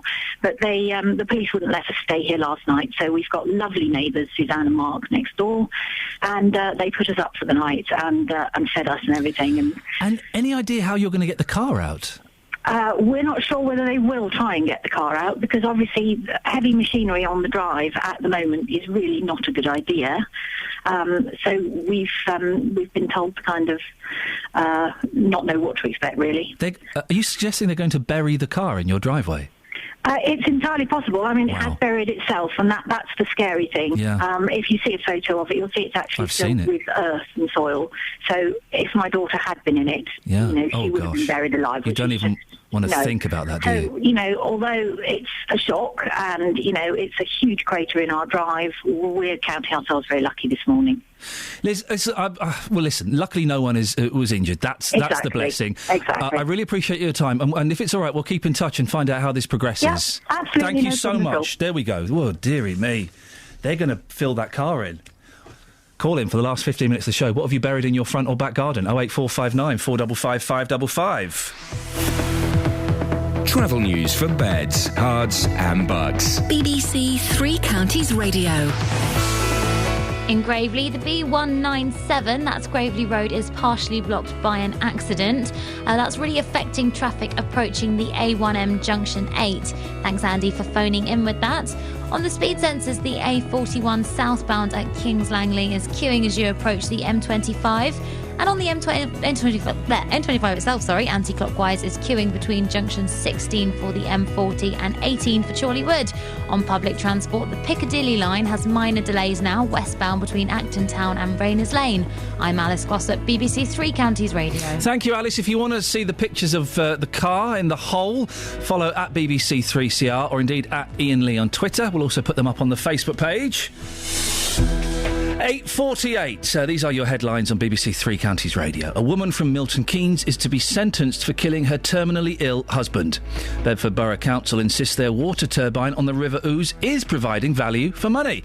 Let's get the latest weather now. Here's Elizabeth Rizzini. Beds, Hearts and Bucks weather. BBC Three Counties Radio. Hello, very good morning to you. Staying dry today, some fine weather at times, some spells of brightness and sunshine, variable amounts of cloud. Top temperatures today up to 7 or 8 degrees, 46 in Fahrenheit, with a fairly fresh southerly to southeasterly wind. A few outbreaks of light rain through this evening's rush hour, most of it light, perhaps the odd heavy burst at times, clearing off to the east through the course of the night, and then gradually it's going to turn colder, so a chilly start to the day tomorrow.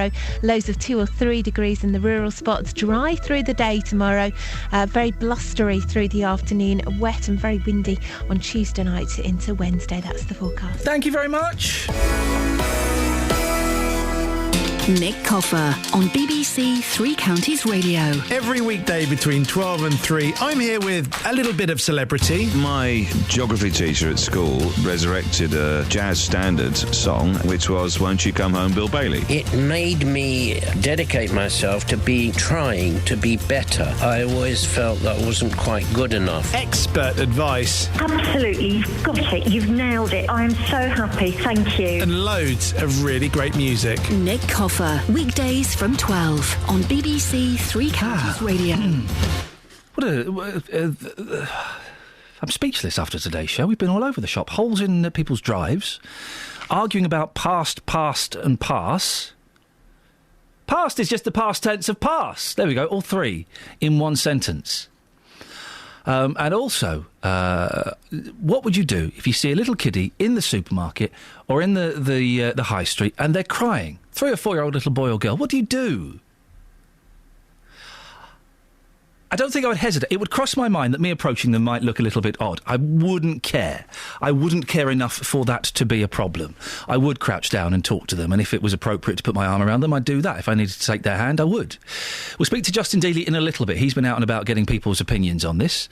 But before that, we've been speaking this morning about the town versus the countryside. We may only be able to save one. This is incredible front page of the Daily Telegraph. Flood chief. Should we protect town or country? There's only enough money to save one. Jane in Aylesbury, which one are we going to save? Well, let's put it this way. If the government put their heads on right and stopped building on the floodplains, kicked out all the people we shouldn't have here, we wouldn't have to build houses. Well, OK, a couple of things. The villages that have been affected by the floods now have been around for hundreds of years. Yes. So what do we do with them? Good question. Exactly. And also, I don't quite understand what the immigrants have got to do with it. Well, because we have to build houses whether we have immigrants or not. No, I know. But if you think how many thousands of immigrants we've got here that aren't supposed to be here... How many thousands have we got that aren't supposed to be here? There's loads. How many? Oh, God, I don't know, about 20,000 or more. And where did you get that figure from? Out of my head. Exactly, Jane. It's not based on anything apart from conjecture. I'm glad you said head. I was going to say something else. There's 20,000 immigrants here that shouldn't be here. Or more. Or more that shouldn't be here. What do you mean? Or less, indeed. What do you mean by shouldn't be here? Well, they're here illegally. Well, if they're here illegally, we don't know how many there are. And we're not housing the illegal ones, are we? Yes, because that's why they're building our floodplains. No, it's not. It's because poor families can't afford houses. They're not. We need to build more houses. Whether we have illegal immigrants here or not, we need to build more houses. Yeah, but if you kick out the ones that aren't supposed to be here, we wouldn't have to build more houses. I think they're trying to kick out the ones that are supposed to be here, but because they're here... not doing it fast enough, Ian. Jane, thank you very much indeed. I mean, when you're arguing with logic like that, you can't argue, can you? Thanks, Catherine. She had a fair point. Yeah, you having fun through there? Nice one. Now, Justin Daly, voice. Very rarely I go to Justin as the voice of reason, but this morning, Justin, I am. You're right, morning, fella. boss. Yeah, I'm fine. Yourself? What's the weather like out there? Is it still cold? It's freezing, yeah, but to be fair, it's been quite a mild winter. We haven't had any snow yet, have we? So it can't be too bad. I've got to go to the post office after this and send some receipts to my accountant. I was wondering, would you do it for me? Well, do you know what? I've actually got to send off a mortgage deed. I was hoping you might go on my behalf. Kelly? Kelly? Yeah? Justin and I need to go to the post office. Would you go for us? Maybe. OK, that's a start. Results. Justin, Blimey.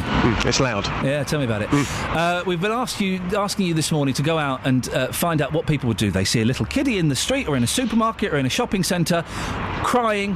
What do? Do they go and give it a hug, or do they walk on by?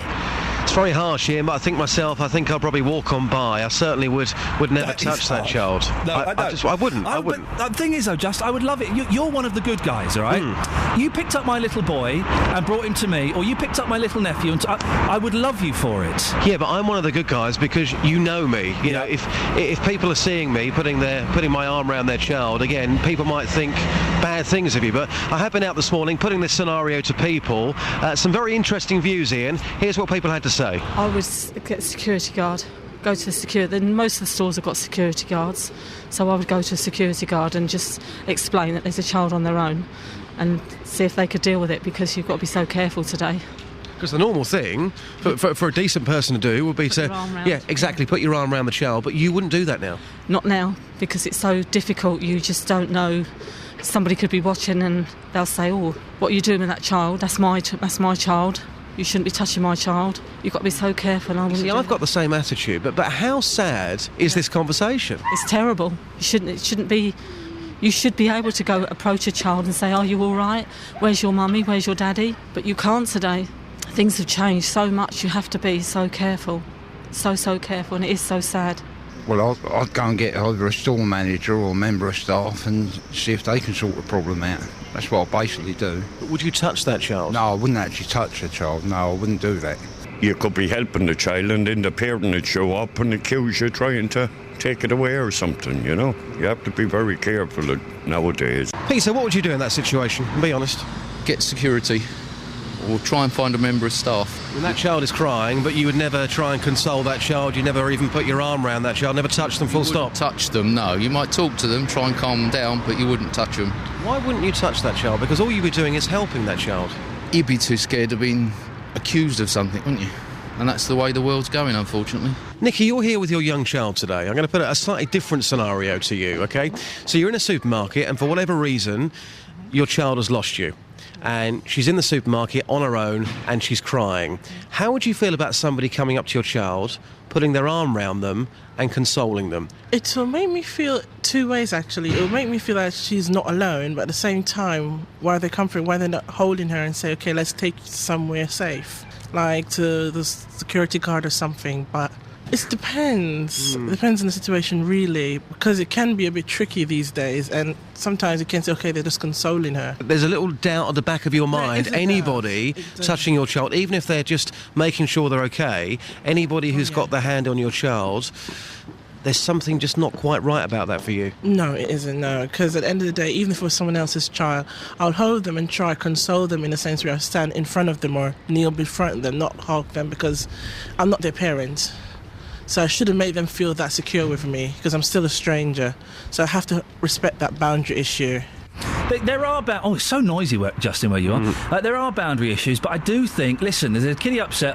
As a dad, as a human being, I would want to comfort that child, and I'd worry about the consequences, the accusations levelled at me later on. I know what you're saying. You know, those people there, every single person saying the same thing. I thought people would say that. People, Ian, they do want to help, but unfortunately right now we're living in a very different world, and people just don't want to be in a situation where they could be accused when they've done nothing wrong. All they're doing is trying to help that child. There was one gentleman in that package that I would rather not hold my child. But anyway, that's by the by.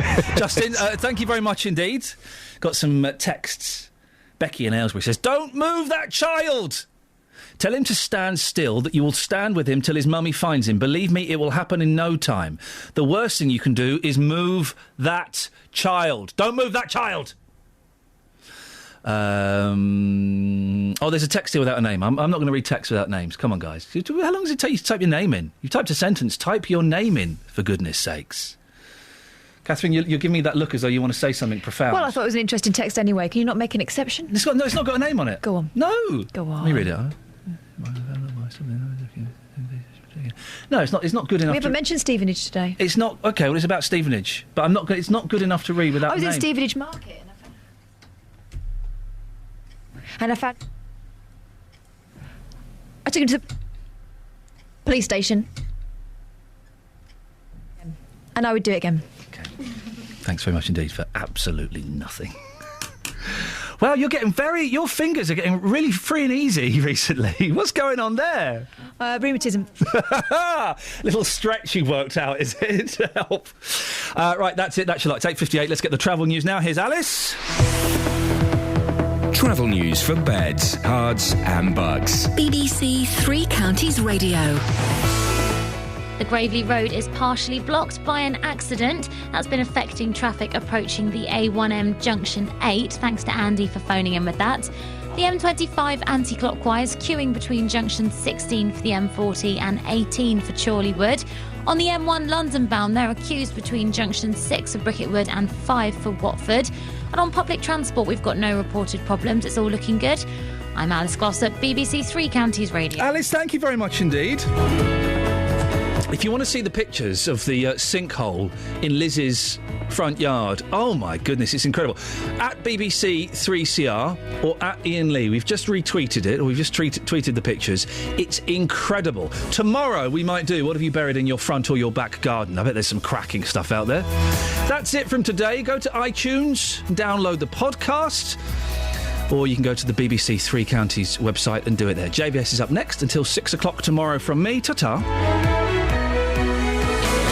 Local and vocal across Beds, Herts and Bucks. This is BBC Three Counties Radio. Thank you, Iain. Good morning. Welcome to the JVS show. I'm Jonathan Vernon-Smith. It's Monday. It's 9 o'clock. And on today's Big Phone-In, would you welcome 70-mile-per-hour speed cameras on the motorway? Speed cameras